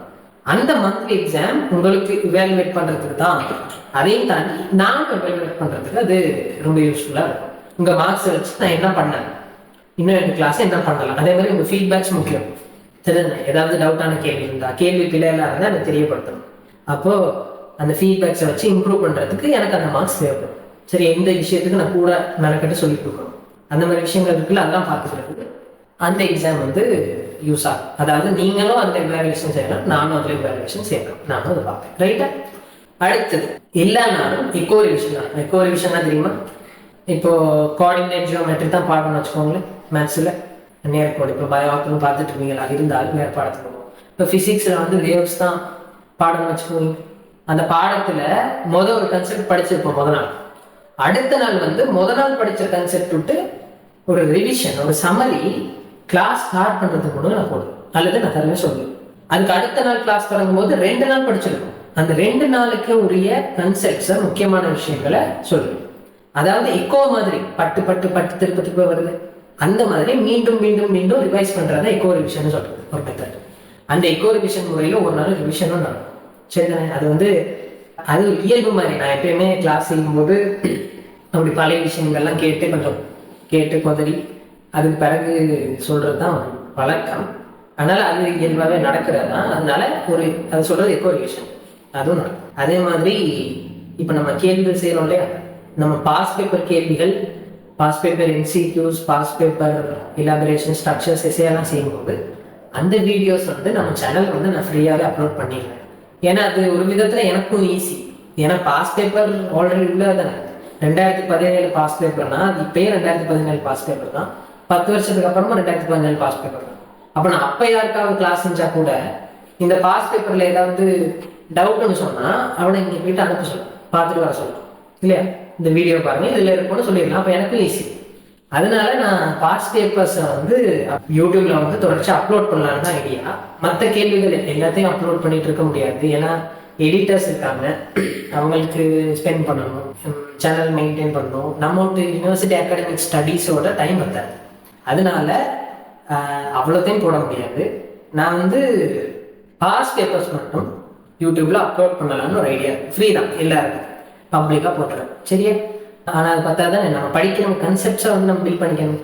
அதுக்காக நீங்கள் கிளாஸ் வர்றது நல்ல கிளாஸ் வந்துட்டு அங்கே பாஸ் பேப்பர் கேள்வி ஆல்ரெடி செஞ்சது இருந்தால் கூட உங்களை வந்து இதை தான் பார்க்க சொல்லுவேன். சில வேலை அதுவும் விளங்காட்டி வேணா நான் சொல்லித்தரேன். விளங்கலன்னு சொன்னீங்கன்னா சொல்லித்தரேன், ஒருத்தர் கேட்டாலும் நான் சொல்லித்தரேன். அது எனக்கு எந்த கவலையும் இல்லை, கஷ்டமும் இல்லை. சரிதானே? சரி, இப்போ நம்ம கிளாஸ் வந்து என்னன்னைக்கு நடக்கும் அப்படிங்கிறது பார்ப்போம். 2-3 முக்கியமான விஷயம் இருக்கு. என்னன்னு சொன்னால், முதலாவது டிசம்பர் 2ஆம் தேதியிலேருந்து கிளாஸ் வந்து நான் ஸ்டார்ட் பண்ணலாம்னு ஒரு ஐடியா. சரி, அதில் ஏதாவது சிக்கல்கள் இருந்துச்சுன்னா நீங்கள் கமெண்ட்டை போடுங்க. டிசம்பர் 2ஆம் தேதியிலேருந்து கிளாஸ் ஸ்டார்ட் பண்ணலாம்னு ஐடியா. டிசம்பர் 2ல இருந்து டிசம்பர் 10 வரைக்கும், டிசம்பர் 2ல இருந்து டிசம்பர் 10 வரைக்கும் உங்களுக்கு ஃப்ரீ கிளாஸஸ் நடக்கும். அதாவது அந்த கிளாஸஸ்க்கு பேமெண்ட் இல்லை. இப்போ நம்மளுக்கு வாட்ஸ்அப்ல ஒரு சேனல் இருக்கு இல்லையா, அந்த சேனல்ல ஜாயின் பண்ணியிருக்க எல்லாருமே அதில் இணையலாம். அதில் இணைஞ்சு நீங்கள் வந்து கிளாஸ் பார்க்கலாம். இது எதுக்காகன்னு சொன்னால், சில வேளை நான் படித்து கொடுக்குற ஸ்டைல் வந்து உங்களுக்கு செட் ஆகுதுன்னு பார்க்கணும். ஒவ்வொரு ஆளுக்கும் ஒவ்வொரு மாதிரி ஸ்டைல் தான். இப்போ வந்து எனக்குன்னா பாடமாக்கி விடுற டீச்சர்கிட்ட போக விருப்பம் இல்லை. அதே மாதிரி சிலர் பாடமாக்கி விடுற டீச்சருக்கு போக பிடிக்கும். அதுதான் உங்களுக்கு ஒர்க் ஆகிற மெத்தட், அவங்க தான் போகணும், அதுதான் சரி. அப்போ நான் படிப்பிக்கிற மெத்தட் உங்களுக்கு வேலிட் ஆனதா, உங்களுக்கு வந்து அது செட் ஆகுதான்னு பார்க்கறதுக்கு இந்த ஃப்ரீ கிளாஸ் இருக்கு, ஃப்ரீ ஆஃப் காஸ்ட். நீங்கள் வந்து ஜாயின் பண்ணலாம், பார்க்கலாம். அது வந்து அழகு பரிமாணம் மெக்கானிக்ஸ் நடக்கும், அதுலேயும் பேப்பர்ஸ் எல்லாம் நடக்கும். நீங்கள் பாருங்கள். அப்படின்னா நீங்கள் வந்து தொடர்ச்சியாக கிளாஸ் வர போறீங்கனாலும் சரி, வராட்டியும் சரி. ஏன்னா தொடர்ச்சியாக வர போறேன்னு சொல்கிற கொஞ்சம் ஸ்டூடெண்ட்ஸ் இருக்காங்க, அவங்களுக்கு 2-3 தடவை அழகு பரிமாணம்லாம் சேர்த்து வேலை தானே. அதனால இது கிளாஸே தான். நீங்கள் வந்து பாருங்க, ஓகே வரதான் கண்டினியூ பண்ணுங்க, அப்படி சரியா. இது ஃப்ரீ, நீங்கள் யார் வேணாலும் ஜாயின் பண்ணலாம்.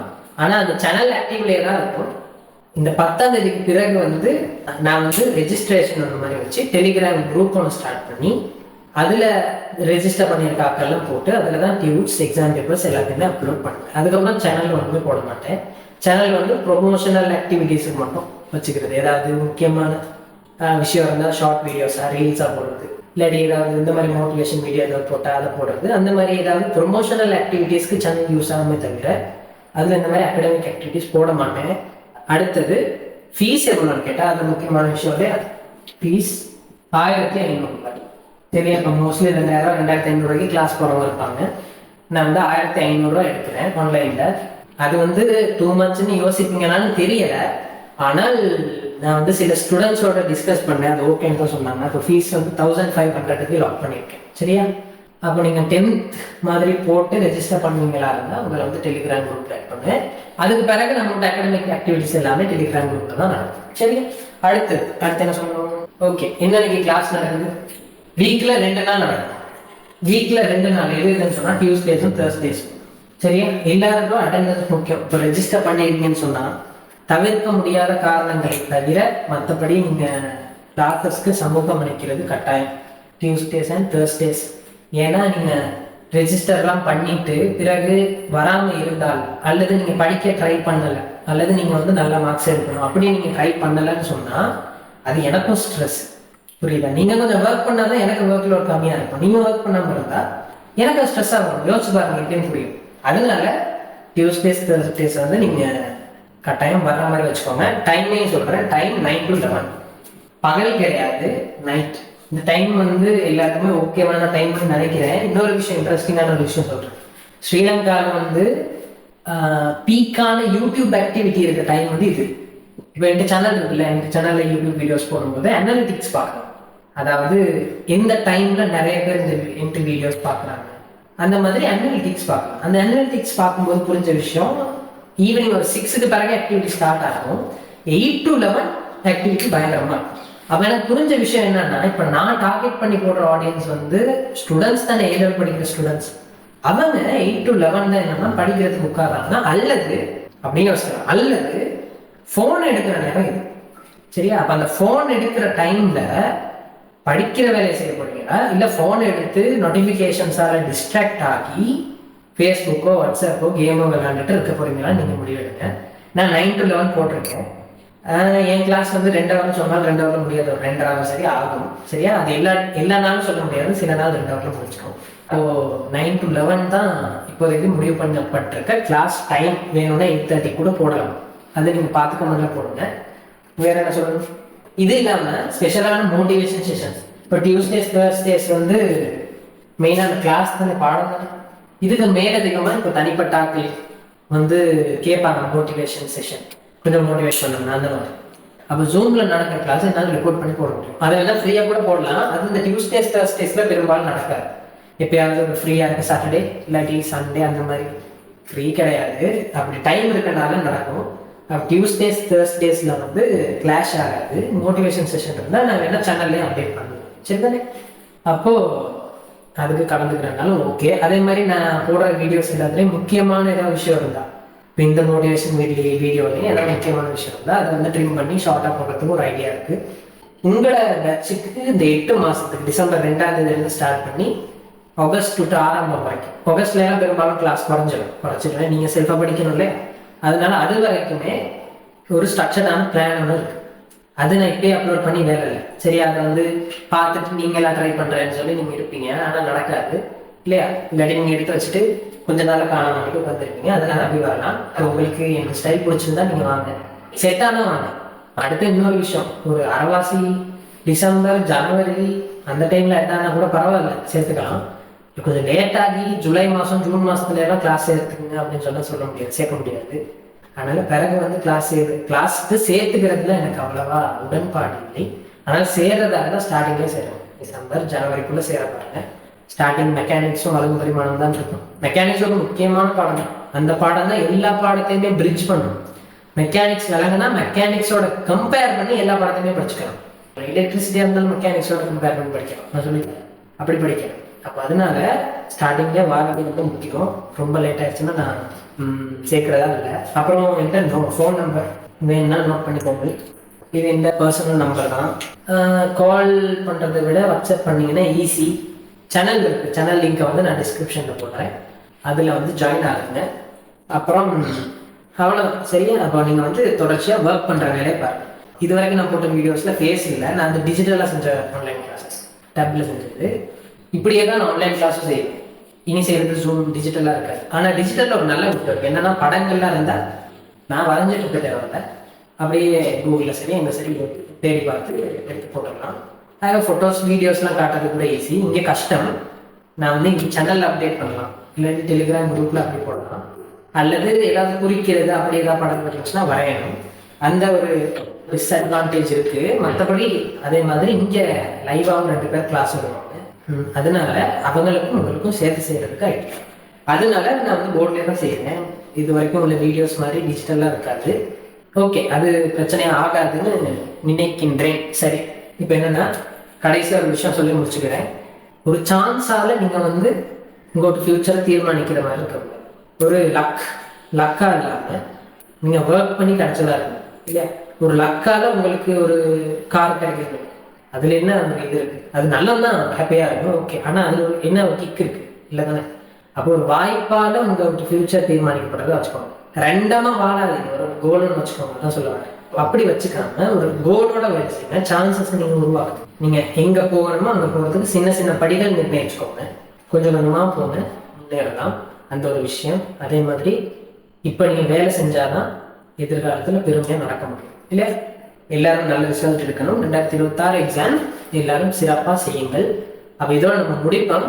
கீழே டிஸ்கிரிப்ஷனில் என்கிட்ட வாட்ஸ்அப் சேனல் லிங்க் கொடுக்குறேன், இந்த வாட்ஸ்அப் நம்பரும் கொடுக்குறேன். அதில் நீங்கள் கிளிக் பண்ணி ஜாயின். Okay, thank you.